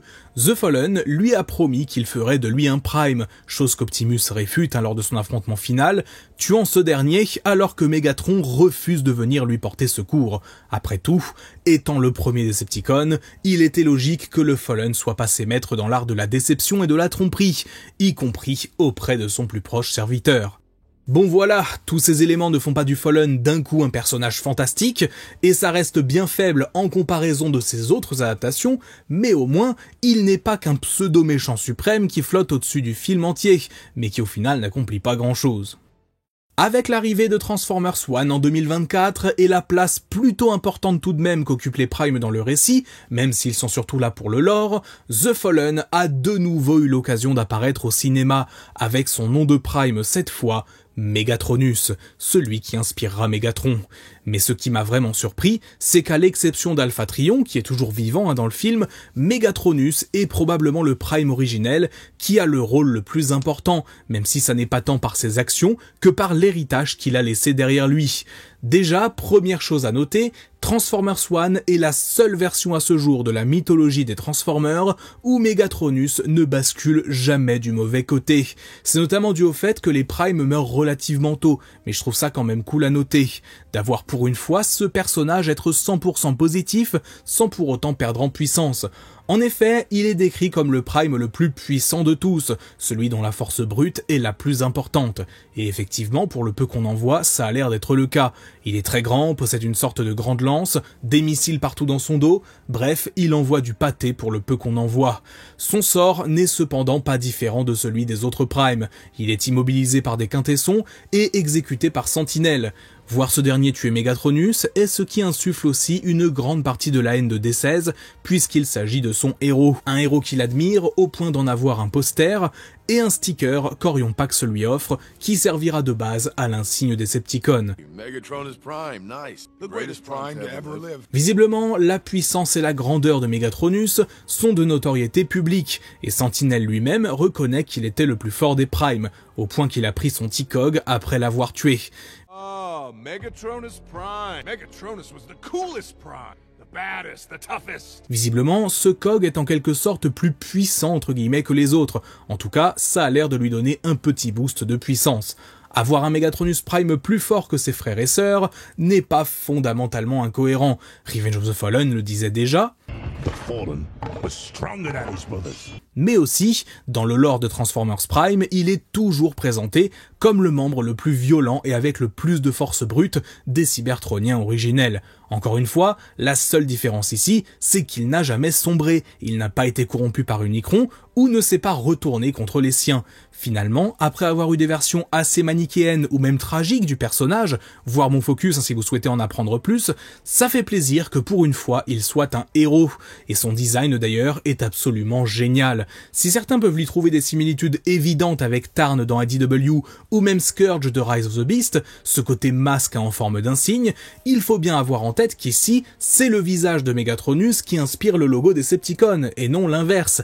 Tarn et Scourge, eux, portent juste l'emblème des Decepticons et des Terrorcons en tant que masque. Mais surtout, c'est enfin l'occasion pour Paramount de porter à l'écran le concept art original du Fallen, remontant au second film. Ce design que tant de fans auraient aimé voir à la place de celui qu'on a eu, eh bien on y a enfin eu droit, et ça fait super plaisir. D'ailleurs, une question que certains se sont posées, c'est pourquoi le T-Cog de Megatronus, récupéré par Sentinel, puis par Megatron, est violet un peu rose au lieu d'être bleu plus classique. Pour moi, c'est simplement une façon de montrer que c'est peut-être ce qui le rendait un peu plus puissant, ce qui explique aussi le boost de puissance qu'il donne à Megatron quand il l'équipe. Mais certains pensent que cette couleur renvoie au violet de l'énergon noir, Megatronus ayant potentiellement tiré sa plus grande puissance d'un contact avec ce dernier. Mais rien ne permet de l'affirmer, et surtout, il a jamais été corrompu. Donc c'est une explication qui n'est pas très satisfaisante, et l'énergon noir n'est de toute façon jamais évoqué dans Transformers One au passage. En quelques minutes seulement, et via le rôle qu'il joue indirectement sur l'histoire, Megatronus dans Transformers One fait oublier le triste méchant qu'on avait connu à l'écran en 2009. Il est l'incarnation d'une icône dénaturée, un Prime dont le visage est désormais porté comme symbole par les principaux opposants aux porteurs de la matrice du commandement, un Prime dont les exploits au combat ont inspiré la violence, un Prime qui, alors qu'il est connu pour être le déchu dans les autres univers, a, sans le vouloir, inspiré celui qui plongea Cybertron dans le chaos et forcera son espèce à l'exil.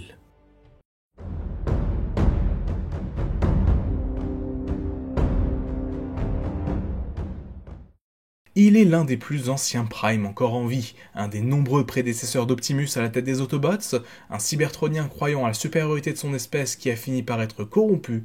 Aujourd'hui, on parle de Nova Prime. Si la version la plus connue du personnage de Nova Prime est celle apparue dans les comics IDW, un personnage portait déjà ce nom, enfin quasiment, dans la première génération. En effet, un peu à l'image de Sentinel Prime qui a été nommé rétroactivement dans la G1, Nova Prime est donc décrit comme l'un des anciens leaders Autobots apparaissant à Rodimus lorsque ce dernier voyage dans la Matrice. Il est d'ailleurs appelé Prime Nova et non Nova Prime, mais représente le même personnage et est le successeur de Prima, étant donc l'un des tout premiers Transformers à avoir porté la matrice du commandement. Il a apparemment vécu à l'époque où les Quintessons régnaient sur Cybertron et a participé à la rébellion visant à les chasser de la planète. But the seeds of revolt had been planted. What the Quintessons failed to grasp was that their robots had developed emotions, and that oversight sealed their fate. Mais évidemment, lorsqu'on parle de Nova Prime, on pense d'abord à sa version des comics IDW, sa première véritable apparition, et aussi sa plus marquante. Dans cette continuité, Nova Prime, d'abord connu sous le nom de Nova Major, est un cybertronien existant depuis l'époque des Primes sur Cybertron, servant Prima avant que celui-ci ainsi que la plupart des autres Primes ne disparaissent ou ne quittent la planète. Se retrouvant alors seul, il reçut rapidement l'aide de Galvatron et d'Alpha Trion, dernier Prime encore en vie officiellement, l'aidant ainsi à unifier la société cybertronienne, qui n'était alors composée que de tribus constamment en guerre entre elles. Les Primes ayant quasiment tous disparu, Alpha Trion nomma Nova Major dirigeant de la planète Cybertron, le faisant ainsi devenir Nova Prime. Il a beau avoir unifié la planète, ses ambitions ne s'arrêtaient pas là.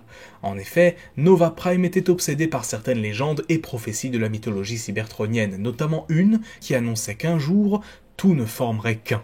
Cette prophétie, apparemment liée à la Guiding Hand, 5 dieux créés par Primus lui-même, dans les légendes de la planète en tout cas, obséda Nova et fit de lui un fanatique.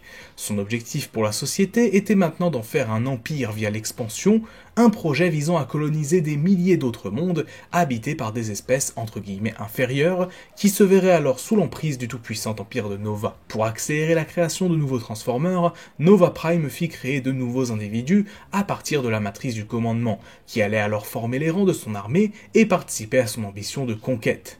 Cependant, si la colonisation commençait plutôt bien, les ressources énergétiques de Cybertron se retrouvèrent sous pression de par ce trop grand nombre d'individus créés d'un coup, la planète ne produisant pas assez d'énergon pour satisfaire tous les besoins. Cela engendrera nombre de discriminations entre les Cybertroniens nés naturellement et ceux créés par Nova. À bord de son vaisseau avec Galvatron et Cyclonus entre autres, alors qu'il supervisait personnellement son plan d'expansion, il approcha de ce qui semblait être un portail spatial et ordonna aux siens de s'engouffrer à l'intérieur, pensant pouvoir, dans sa folie, conquérir ce monde qui s'offrait à lui. Ce qu'il ne savait pas, c'est qu'il venait de plonger dans le Dead Universe, un univers alternatif dans lequel lui et son équipage seront perdus et présumés morts pendant de nombreuses années. Pendant longtemps, Nova Prime fut donc considéré mort et plusieurs statues furent érigées en sa mémoire car tous ne connaissaient pas sa véritable nature, suprémaciste et fasciste. Le premier à véritablement le découvrir, parmi les personnages principaux en tout cas, est Optimus Prime qui réalisa donc que la lignée des Prime, supposément parfaite, était en réalité corrompue depuis le départ. Mais Nova Prime n'était pas mort, il avait simplement été transformé, corrompu encore plus qu'il ne l'était déjà, par le Dead Universe, étant devenu Nemesis Prime, un être maléfique porteur de l'artefact, connu sous le nom de The Darkness, l'équivalent sombre de la matrice du commandement. Son plan d'expansion consistait désormais à transformer l'univers en extension du Dark Universe. Il affrontera notamment Optimus Prime ainsi que les autres Autobots, plusieurs fois vaincus mais jamais véritablement tués, son esprit étant toujours intact et possédant parfois d'autres Transformers. Finalement, une fois Nemesis renvoyé dans le Dead Universe avec Galvatron, Nova Prime finit par redevenir lui-même à peu près, mais n'abandonna pas ses projets de conquête pour autant. Il cherchera notamment à reprendre le contrôle de Cybertron, tentant de s'échapper du Dead Universe avec l'aide de Shockwave, et plus tard, lorsque Rodimus, Cyclonus et Optimus, ayant choisi de renier la lignée des Primes et se faisant de nouveau appeler Orion Pax, arrivèrent dans le Dead Universe, Nova Prime les confronta et cette confrontation culmina lorsque ce dernier affronta Orion, le moquant pour avoir choisi de ne plus faire partie de la lignée des Primes. Finalement, alors que Nova attaquait Orion en prenant l'apparence de tous les Primes qui l'ont précédé, c'est lorsqu'il prend son apparence qu'il lui porte un coup fatal, décidant de reprendre son nom de Prime, acceptant son héritage malgré la corruption de sa lignée, et mettant ainsi un terme aux ambitions de conquête de son lointain prédécesseur Nova Prime. Nova était devenu le symbole de la corruption des Primes, la représentation même que cette lignée était trop fantasmée, trop idéalisée, et qu'en réalité elle cachait beaucoup de parts sombres. Ce fut un élément régulièrement utilisé par Starscream pour discréditer Optimus sur le plan politique après la guerre, et même pour mettre en avant son propre bilan. Starscream, au moins, était moins pire que Nova Prime. Est-ce réellement une bonne façon de se défendre? Je suis pas sûr. En référence à sa version d'ADW, l'encyclopédie The Allspark Almanac de Transformers Animated décrit un certain Nova Magnus, le leader des Protectobots dans un passé lointain de Cybertron, un petit clin d'œil même si le personnage n'a pas de design ici. Dans Transformers Devastation, Nova Prime est mentionné à plusieurs reprises et une bonne partie de l'intrigue tourne autour de son fameux plan d'expansion. Dans le jeu, on le décrit un peu à la manière des comics, comme ayant été corrompu par The Darkness avant que son vaisseau ne s'écrase sur Terre il y a longtemps et qu'il soit déclaré comme mort. Cependant, à la fin du jeu, on découvre qu'il est encore bel et bien vivant et qu'il vient justement d'être réactivé.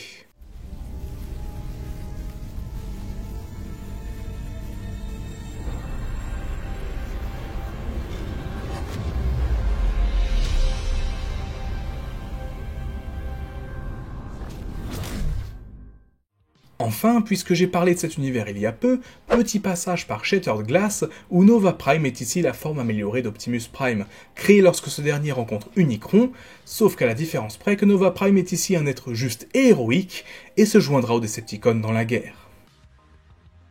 Nova Prime, même s'il n'est réellement connu que pour son rôle dans les comics IDW, où il est l'un des Primes majeurs, est une figure assez connue pour les personnes s'intéressant un petit peu au lore de Transformers. Ce n'est clairement pas un personnage de premier plan, ni même l'un des Primes principaux de la licence, mais il a joué un grand rôle dans l'histoire de la société cybertronienne, et son héritage a laissé de nombreuses traces dans cette dernière. Il pourrait faire de nouveau un excellent antagoniste dans de nouvelles histoires à l'avenir, car il est la preuve vivante que tous les Primes, aussi anciens et vénérés soient-ils, sont loin d'être parfaits, et peuvent parfois être les êtres les plus tyranniques et autoritaires de la galaxie.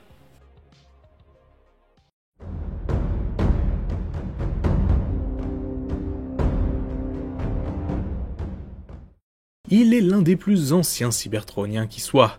Un archiviste, mentor d'Optimus et gardien de plusieurs artefacts, mais aussi des savoirs anciens de Cybertron, aujourd'hui on parle d'un des 13 Prime, Alpha Trion.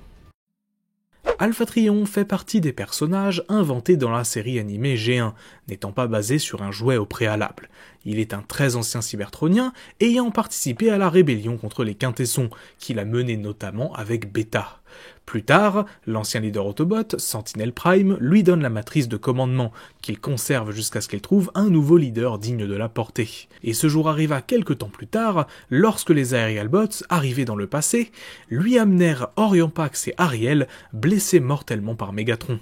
Il les reconstruit en Optimus Prime et Elita One, et Optimus devient donc le leader des Autobots et reçoit donc la matrice. Pendant l'absence de ce dernier, Alpha Trion est resté en contact avec le groupe des Autobots femelles, dont Elita était la meneuse, se comportant comme une sorte de conseiller, les aidant notamment à voler de l'énergon à Shockwave.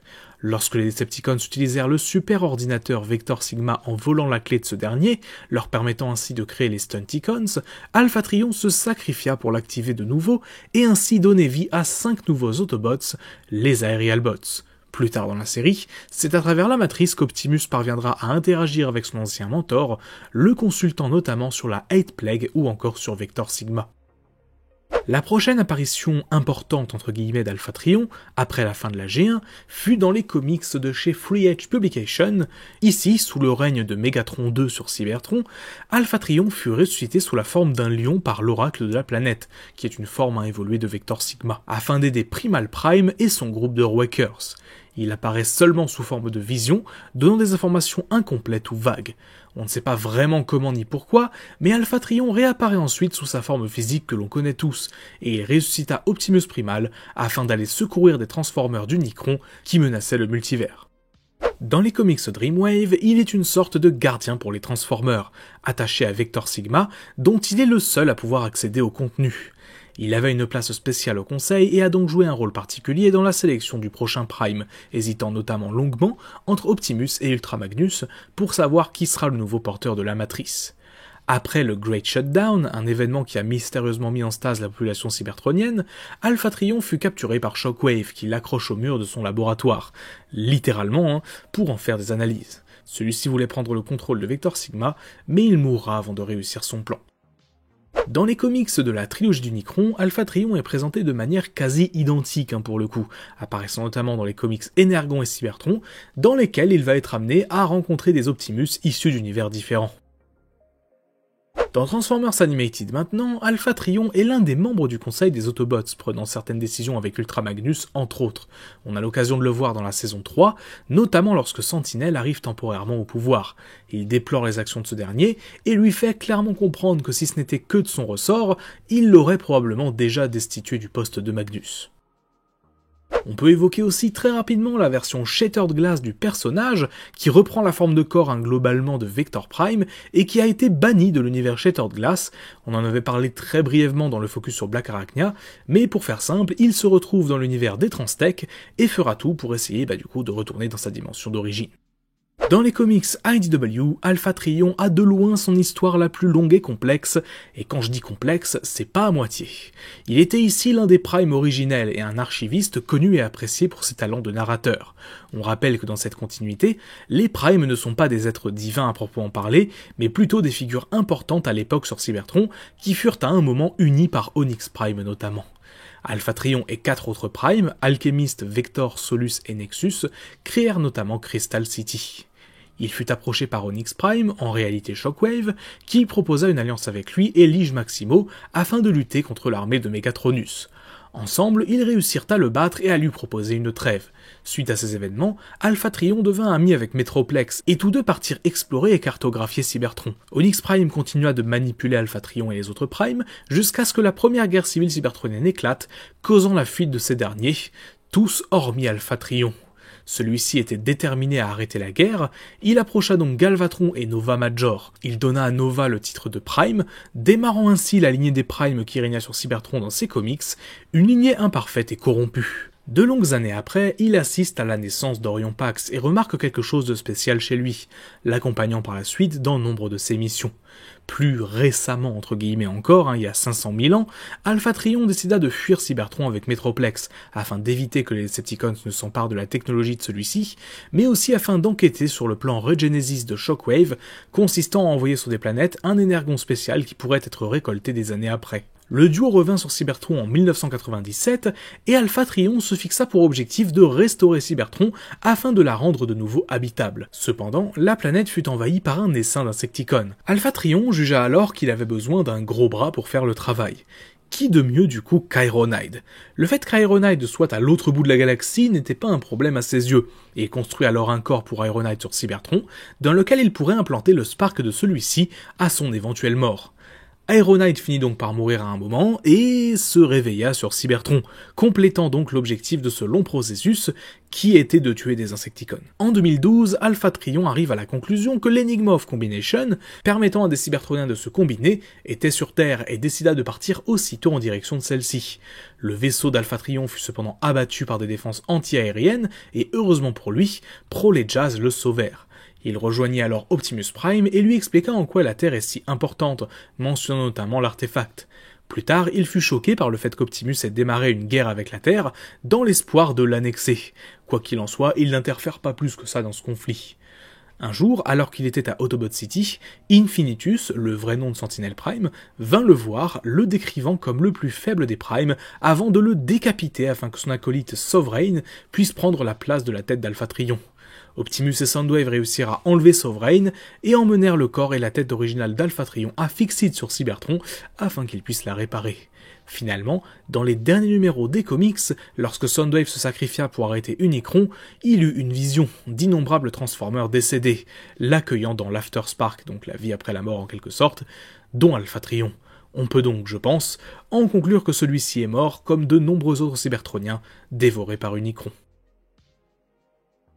L'univers qui a ancré dans le marbre le statut d'Alpha Trion en tant que figure mythologique de la licence Transformer, c'est la continuité alignée. Dans cette dernière, il est l'un des 13 Primes originels, gardien de leur savoir ancestral et archiviste de Cybertron. C'est en grande partie grâce à lui que les Cybertroniens connaissent l'histoire de leur monde, même si au fil des années, il s'est petit à petit fait oublier, par choix ou par contrainte, la planète étant alors dirigée par Zeta Prime. Dans le hall des archives de Yacon, il rencontra un certain Orion Pax et devint alors son mentor, étant celui qui suggéra au Haut Conseil de Cybertron de nommer ce dernier pour être le prochain Prime. Alors que la guerre était en train d'éclater, et entouré de son garde personnel, Smokescreen, il envoyait sur Terre un certain nombre d'artefacts, sachant que les Autobots finiraient par s'y rendre. Il communiquera par la suite de façon éparse avec Optimus Prime, notamment lorsque ce dernier était à 2 doigts de mourir, et donc de rejoindre les autres Primes vers le Allspark. Dans la continuité des comics IDW 2019, Alpha Trion est celui qui a essayé d'enseigner à Ultra Magnus comment être plus compatissant. Il est parti de Cybertron chasser les artefacts cybertroniens dispersés aux 4 coins de la galaxie, mais il fut capturé par Sound Blaster et c'est justement Ultra Magnus qui finit par venir le sauver. Dans la série War for Cybertron sur Netflix, Alpha Trion est, un petit peu à l'image de la G1, celui qui a mené sa planète face au Quintesson il y a bien longtemps.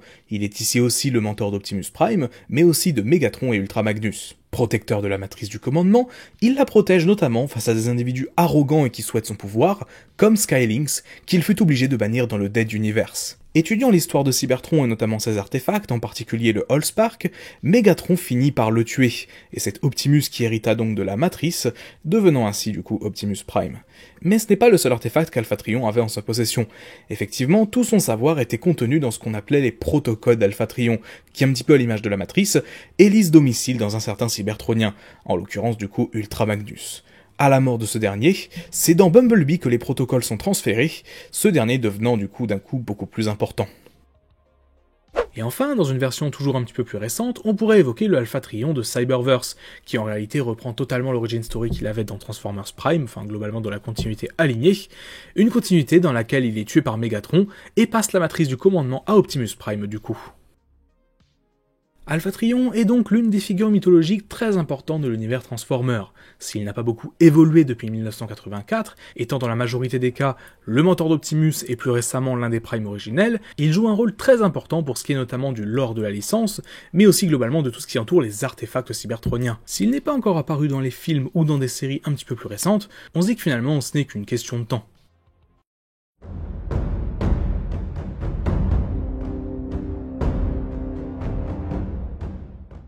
Êtes-vous prêts pour une petite plongée dans les confins du multivers Transformer ? Eh bien j'espère pour vous, car aujourd'hui, on parle d'un des Primes originels, gardien de l'espace-temps, probablement l'un des êtres les plus puissants de tout le lore de la licence, Vector Prime. L'histoire de Vector Prime commence, tout comme beaucoup de personnages de la licence Transformer, par une figurine commercialisée en 2005 dans la gamme de la série Transformers Cybertron. Il se change en un vaisseau cybertronien, équipé d'immenses panneaux solaires sur ses ailes et accompagné par un mini-con nommé Safeguard. Son design, rien qu'en figurine, reflétait déjà un aspect assez divin et singulier comparé aux autres Transformers, et la série Cybertron, ou Galaxy Force au Japon, ne fera que confirmer cela. I am Vector Prime, keeper of space and time. Dans cette dernière, il est présenté comme un être existant en dehors de l'espace et du temps, veillant sur le multivers et n'intervenant que très rarement avec le monde physique. Il observe notamment la destruction d'Unicron, survenue dans la série Transformers Energon, qui laisse derrière elle un trou noir, une singularité, qui menace de détruire Cybertron. Ce que Vector Prime observe dans le flot du temps, c'est que cette singularité résultant de la destruction d'Unicron ne menace pas que Cybertron ou que cet univers, mais l'ensemble des réalités existantes. Ainsi, il décide de se matérialiser dans le monde physique de l'univers en question afin d'aider les Autobots d'Optimus Prime à rassembler les cyberclés de différentes planètes, permettant d'activer l'Omega Lock et réveiller Primus afin qu'il empêche l'expansion de ce trou noir menaçant l'entièreté du multivers. Vector Prime est donc un personnage accompagnant les Autobots durant toute la série, caractérisé comme, et c'est assez logique, un bot hors du temps qui, s'il possède un savoir comme nul autre, n'a jamais noué d'amitié ou d'attachement à qui que ce soit avant cela. Équipé d'une épée capable de littéralement ouvrir des portails dans la réalité, le personnage se retrouve parfois inévitablement nerfé, son enveloppe physique étant extrêmement puissante mais pas infaillible. C'est en cela notamment qu'il prend la décision, dans l'un des derniers épisodes de la série, de se sacrifier pour remonter le temps et permettre aux siens de sauver une situation désespérée et ainsi empêcher Galvatron de s'emparer de l'Omega Lock. Si son enveloppe physique a été détruite par cela, son esprit et son existence astrale, si je peux dire, perduraient et il continua d'avoir un impact sur certains événements, notamment sur l'affrontement final entre Optimus Prime et le chef des Decepticons. Une chose était claire, Hasbro et Takara venaient de créer l'un des personnages les plus puissants jamais introduits dans Transformers, et si son apparition dans la série Cybertron a marqué une génération de fans, ce n'était que le début de la grande histoire et du mythe de Vector Prime. Tout d'abord, parallèlement à la diffusion de la série, et peu de temps après la fin de cette dernière, les comics publiés par le Transformers Collectors Club rajoutèrent un peu de lore et de background au personnage. On y apprend notamment qu'il a été créé par Primus lorsque ce dernier affrontait son frère Unicron afin de l'aider dans son combat. Une fois les deux dieux endormis pour des millions d'années, Vector Prime s'isola et commença à utiliser ses pouvoirs pour veiller sur le continuum espace-temps de toute une variété d'univers de Transformers, intervenant uniquement lorsque les actions de certains individus risquaient de déstabiliser la réalité tout entière. On apprend notamment dans ces comics que pendant les événements de la série, Unicron, dont l'essence vitale existait toujours au fond du trou noir, prit possession du corps de plusieurs cybertroniens à la dérive pour en faire ses émissaires, notamment Ramjet, Dark Scorponok et Nemesis Prime, qui est ici un Optimus Prime en provenance d'un autre univers, ramené à la vie par ce dernier. Avec l'aide de Sentinel Maximus et au prix d'un combat acharné, Vector Prime empêcha ces derniers de s'en prendre directement à Primus, les tuant ou les scellant dans une dimension parallèle dans le cas de Ramjet. Du côté des jouets, en dehors d'une petite version Legends, Vector Prime ne reçut aucune nouvelle figurine en dehors de repaint de celle sortie en 2005.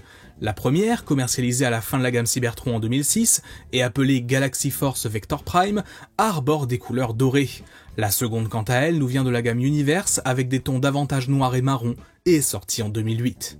Vector Prime a été l'un des tout premiers Prime originels à recevoir une véritable caractérisation et un développement poussé dans la licence Transformers au début des années 2000, alors que le concept même de ces derniers n'était pas aussi bien défini qu'aujourd'hui. Si on avait déjà eu l'occasion de rencontrer le Prime déchu, The Fallen, dans les pages de certains comics, Vector Prime est le premier à avoir eu un rôle aussi important. Ainsi, en tant qu'observateur du multivers et gardien de son équilibre, il dut intervenir à plusieurs reprises dans des histoires un peu moins connues du grand public, comme dans l'histoire Beast Wars Reborn, où il affronte un autre Prime, Logos Prime, devenu fou suite à sa rencontre avec Hyterion, une créature multiverselle dont j'ai déjà eu l'occasion de parler dans une autre vidéo. Vector Prime est même parfois obligé d'intervenir dans des univers scandaleux, comme celui de Kiss Players, qu'il aurait aussi bien pu supprimer lui-même, ça aurait été mieux pour tout le monde. Voir ma vidéo encore une fois sur le sujet pour ceux qui ne savent pas de quoi je parle. À cette époque, Vector Prime était considéré, à l'instar d'Unicron, comme une singularité multiverselle, à savoir un personnage de Transformers n'existant qu'en une seule version à travers toutes les continuités et tous les univers de la franchise. L'idée est rigolote sur le papier et a duré un paquet d'années, mais elle finit par poser un énorme problème sur le long terme pour ce qui est de la liberté créative. Si à chaque fois qu'un auteur veut inclure un personnage dans une histoire, il est censé prendre en compte les apparitions de ce dernier dans 36 autres univers, ça devient juste impossible. Vers la fin des années 2000, Hasbro décida donc de laisser libre cours aux différents artistes et auteurs pour réinventer Vector Prime, notamment dans la continuité alignée, l'univers de Transformers Prime justement, où il est présenté comme l'un des 13 Prime originels, gardien du temps et de l'espace, muni d'une épée nommée l'épée du temps. Optimiste de nature, il affronta Unicron avec ses frères et sœurs et bâtit les fondations d'une société cybertronienne. Cependant, la discorde entraînée au sein des Primes par Lige Maximo, suivie du meurtre de Solus, causa la chute de ces derniers, et Vector Prime, ayant un peu perdu la foi en ses semblables, se retira dans une dimension de poche afin de veiller sur le continuum espace-temps, ne laissant que son épée derrière lui, épée qui sera d'ailleurs un jour retrouvée par Optimus, à ne pas confondre avec le Star Saber, ces deux artefacts différents. Du côté des comics ADW, Vector Prime est l'un des chefs de tribu d'une planète Cybertron primitive, les Primes n'ayant rien de divin dans cette continuité, et plus récemment encore, on l'a vu brièvement apparaître dans Robots in Disguise en 2015, lorsque lui et les autres Primes originels ramènent Optimus à la vie en vue d'affronter le Prime déchu, Megatronus. La fin du concept des singularités multiverselles fut quant à elle exploitée dans un comics publié par le Transformers Collectors Club là encore, dans lequel, suite à de trop gros dégâts infligés à la réalité par un Ultra Magnus issu de l'univers Shattered Glass, Nexus Prime unit le pouvoir du Star Saber et de la Terminus Blade afin de stabiliser le multivers, ce qui est un succès mais provoque la disparition des versions uniques des Primes et d'Unicron. Désormais, il existe autant de versions de ces derniers que d'univers Transformers. L'existence de nouvelles versions de Vector Prime a même conduit à la commercialisation d'une nouvelle figurine de ce dernier dans la gamme Power of the Prime en 2017, même si c'était sous la forme d'un tout petit Prime Master. Mais évidemment, comment parler de Vector Prime sans parler de l'un des, si ce n'est la chose, dont énormément de fans se souviennent autour du personnage. Je parle bien évidemment d'Ask Vector Prime. Pour faire simple, Ask Vector Prime, c'était un concept lancé dans les années 2000 sur le site officiel de Transformers aux États-Unis, avec un fonctionnement extrêmement simple. Les fans pouvaient lui poser des questions, et régulièrement il y répondait. Les infos qu'il communiquait pouvaient être de la plus grande banalité, comme ce qu'il aime sur Terre, son film préféré, ou au contraire de vraies pièces de lore importantes, venant éclaircir des zones d'ombre laissées par diverses histoires de la licence Transformers. Le personnage ayant été caractérisé comme vivant hors du temps et de l'espace, et pouvant observer tout un tas de réalités, c'était la meilleure façon pour Hasbro de créer une interaction sympathique avec ses fans, tout en donnant des infos et du lore qui intéresseraient forcément ces derniers. Après que la rubrique se soit arrêtée sur le site de Hasbro, Ask Vector Prime a été relancé par le Transformers Collectors Club dans les années 2010 via une page Facebook qui a très rapidement compté des milliers d'abonnés. Même si le personnage n'était désormais plus unique comme il l'était à l'époque, il était présenté comme une version alternative de ce dernier en provenance de l'univers des Transtech. De façon régulière, d'autres intervenants pouvaient prendre la parole sur la page, ou même la pirater, comme Sideways qui a brièvement pris la place de Vector Prime en tant qu'interlocuteur, avant d'être renvoyé dans sa dimension. On apprend également que dans une dimension parallèle, Vector Prime a pris la forme d'une montre basée sur un jouet commercialisé par Takara, nommé Watch Robot, et est tombé amoureux de Scorpia, une Autobot se changeant aussi en montre et appartenant à l'univers de la G2. Comme vous le voyez, Ask Vector Prime, on y trouvait un peu à boire et à manger. C'était assez rigolo, et les fans comme les auteurs, qui comptaient parfois des noms assez connus comme Simon Furman ou James Roberts, se prenaient au jeu. Regrouper toutes les réponses fournies par Vector Prime serait complexe, on va dire, car cela représenterait, d'après TF-Wiki, l'équivalent d'un document Word de 500 pages. Ouais, carrément. Finalement, c'est en 2016 qu'Ask Vector Prime prit fin définitivement avec le voice actor original du personnage, Richard Newman, reprenant son rôle une dernière fois pour nous expliquer qu'il venait d'atterrir sur la planète Nebulos, accompagné de Safeguard et Scorpia, et qu'il allait prendre la forme d'un holomateur, soit une forme humaine, et se tourner vers un nouveau chapitre de sa vie. La fin de ce qui a été, sans aucun doute, l'une des plus grandes sources de lore pour la licence Transformers ces 20 dernières années. Have arrived here on Nebulos without harm, and with the help of Safeguard, I have assumed my disguise on the planet's surface. I look forward to exploring its variegated environs in the hollow matter form I have chosen.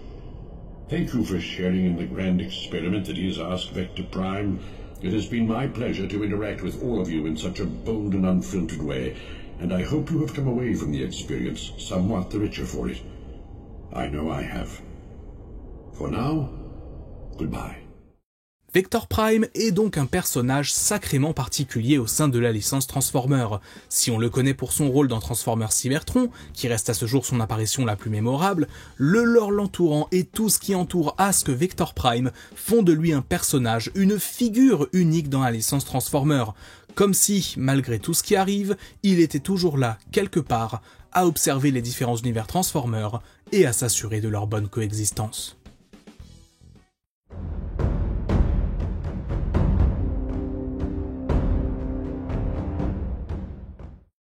Il représente la corruption pouvant ronger la race des Transformers et est l'illustration parfaite que si un dieu est parfait, ses créations ne le sont pas. Aujourd'hui, on parle du Prime menteur et manipulateur, celui qui aura contribué à la chute de sa lignée, Lige Maximo. Lige Maximo est un personnage inventé dans les comics de la deuxième génération de Transformers, publié au début des années 90 par Marvel. Il y apparaît dans le tout dernier numéro, en tant qu'antagoniste suprême œuvrant dans l'ombre. Sans que l'on en sache plus à ce moment, il est présenté comme un ancêtre de Megatron et des Decepticons, régnant depuis le Hub, un réseau complexe de planètes façonné par l'Empire cybertronien, situé aux confins du cosmos. Suite à la mort de Jhiaxus, appelé le Lige Centauro, dont la flotte a été balayée par The Swarm, et après la mise en place d'une trêve entre Autobots et Decepticons, Rook apporte ces informations à Lige Maximo. Imposant, il reste impassible et juge l'échec de Jhiaxus comme une simple contrariété et prophétise qu'un jour, le jugement viendra. Malheureusement, comme vous le savez peut-être, les comics G2 ont rapidement été annulés, et pendant de longues années, on ne savait donc pas qui était véritablement Lige Maximo. Cependant, Simon Furman, l'auteur des comics G2 et de plein d'autres histoires Transformers avant cela, ne comptait pas en rester là. Il avait une vision et un plan autour du personnage qu'il n'a pas pu mener à bien dans les années 90. C'est pourquoi en 2001 et 2002, à l'occasion de la convention de fans britannique Transforce, il publie la nouvelle Alignment, dans laquelle il évoque notamment l'histoire du personnage. Cette dernière n'avait pas initialement été approuvée par Hasbro, mais puisqu'elle est basée sur des éléments prévus au départ pour les comics officiels, et que rien n'est véritablement venu la contredire par la suite, du moins sur le personnage de Lige Maximo, on peut sans trop de soucis la considérer comme canon, comme exact.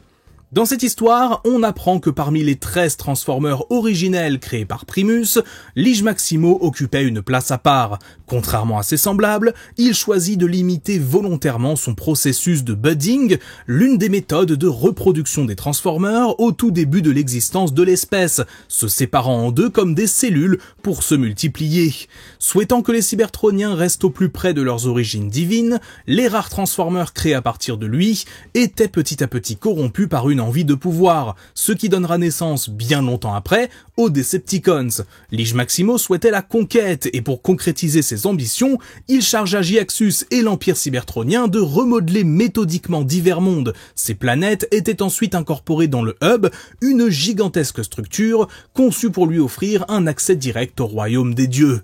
Cependant, son ambition finit par attirer l'attention de deux groupes de Transformers, l'un mené par Grimlock et l'autre composé d'Ultra Magnus et de Megatron qui avaient uni leurs forces pour contrecarrer les plans de Lige Maximo. Ils réussirent à le priver de son enveloppe physique et à anéantir le portail qu'il avait créé. Dépouillé de tout support matériel, l'essence de Lige Maximo se dispersa dans le vide, marquant ainsi la fin de son existence. Voilà globalement l'intrigue qui était prévue autour de lui dans les comics G2, mais qui malheureusement n'aura jamais vu le jour à l'époque. Lorsque Hasbro réinvente le lore autour des Primes au début des années 2010, les scénaristes décident d'y inclure Lige Maximo, modifiant au passage la signification de son nom. Si au départ Lige Maximo était un titre, ici c'est son nom de base. De même, s'il conserve sa couleur verte, son apparence devient plus fine, inspirée du personnage de Loki dans les comics Marvel. D'ailleurs, contrairement à une croyance populaire, Lige Maximo a été designé et imaginé plus d'1 an avant que Loki ne devienne une icône de Marvel sur grand écran, dans le film Thor, puis le premier opus de la saga Avengers. C'est donc bien de la version des comics que Lige Maximo prend inspiration, mais la confusion est facile à faire. 11e des 13 Primes créés par Primus, Lige Maximo se distingue par ses talents de manipulateur. En tant que stratège du groupe, il collabore étroitement avec Micronus Prime, Alpha Trion et Quintus. Une fois Unicron vaincu, il se consacra aux activités d'extraction, de stockage et de raffinage de l'énergon. Mais dans le même temps, il développe une animosité grandissante envers Prima et ses alliés, qu'il considérait comme des obstacles à ses ambitions. C'est lui qui sema alors la discorde au sein du groupe, en divulguant que Prima avait secrètement évalué lesquels des Primes portaient des traits similaires à ceux d'Unicron. À cette période, il fut aussi révélé que Lige Maximo menait des expériences controversées visant à créer de nouvelles formes de vie robotique. Ces expériences, menées dans un lieu qu'il appelait sa ferme, attirent l'attention de Prima et des autres. Alpha Trion découvrit que des combats étaient organisés entre ces bêtes, ce qui entraîna une vive polémique parmi les 13 cybertroniens originels, qui décidèrent alors que Lige Maximo devait cesser ses expérimentations. Sans volonté d'arrêter quoi que ce soit, il s'emploie alors à manipuler Megatronus Prime dans le but d'obtenir certains des artefacts fabriqués par sa bien-aimée Solus. Un plan qui mènera à la mort accidentelle de celle-ci de ses mains, Maximo ayant prévu tout cela. Car oui, si Megatronus est connu pour être le Prime déchu, le Fallen, il n'en est pas pour autant le vrai Prime du mal au départ. Ce rôle reviendrait plutôt à Lige Maximo, le seul de sa lignée dont les volontés de conquête et les ambitions étaient présente dès le départ. Il est la représentation de ce qui est mauvais chez les cybertroniens. D'ailleurs, plutôt que de se battre avec des armes traditionnelles, il utilise des dards empoisonnés et peut sécréter un acide extrêmement puissant qu'il utilise au combat. Lorsque Lige Maximo est confronté, il rejette la faute sur Megatronus et lorsque ce dernier réalise qu'il a été manipulé depuis le début, ses instincts destructeurs prennent le dessus et un conflit s'ensuit. À l'issue de l'affrontement, le corps de Lige Maximo est retrouvé totalement détruit, sa tête ayant été pulvérisée par le Requiem Blaster. Cependant, l'identité de celui qui avait porté le coup fatal reste à ce jour un mystère. Son corps fut enseveli dans un tombeau et l'histoire retiendra le rôle central qu'il a joué dans la chute des Primes. Bien qu'il n'apparaisse pas directement dans Transformers Prime, Lige Maximo y joue un petit rôle, même si c'est très indirectement. En effet, lorsque Megatron souhaite utiliser la forge de Solus Prime, n'étant pas un Prime lui-même, il décide de profaner la tombe d'un d'entre eux pour récupérer un bras et l'utiliser. Ce bras, c'est celui de Lige Maximo, qui était étonnamment représenté dans des teintes de rouge rosé au lieu du vert qu'il est censé posséder. Ça n'est pas la seule inconsistance autour du personnage dans cette timeline cependant, Maximo étant tantôt décrit comme ayant été exilé de Cybertron, tantôt ayant rejoint le Allspark aux côtés de ses frères. Dans la continuité des comics IDW, Lige Maximo est, tout comme les autres Primes, un chef de tribu ancien sur une planète Cybertron primitive, ayant notamment défait ses rivaux dans les régions des grandes plaines de la planète, Imperator Maximo et Pretrus Maximo. Il bâtit alors une armée composée de créatures bestiales, les Maximals, et scelle une alliance avec Onyx Prime. Ce dernier n'était autre que Shockwave, déguisé et voyageant à travers le temps, une intrigue que j'ai eu l'occasion de couvrir dans une précédente vidéo. Sous l'influence de ce faux Onyx, Maximo perfectionne ses talents de manipulateur, devenant une figure redoutée pour ses tromperies et ses intrigues. Ensemble, Lige Maximo et Onyx Prime falsifièrent les récits historiques pour servir leurs desseins, forgeant une fragile unité entre les factions de Cybertron. Leur tromperie culmine par l'établissement des 13 Prime, un conseil censé gouverner la planète. Il parvient même à gagner la fidélité du titan Vigilem, puis, sous les directives de Shockwave, sema progressivement la discorde parmi les 13. Cette manipulation atteint son paroxysme avec la mort de Solus Prime, événement tragique raconté dans les légendes qui déclenche la toute première guerre civile de Cybertron. Jugé coupable de trahison par ses pairs, Lige Maximo est condamné à l'exil, enfermé à l'intérieur de Vigilem, lui-même lobotomisé et banni de Cybertron.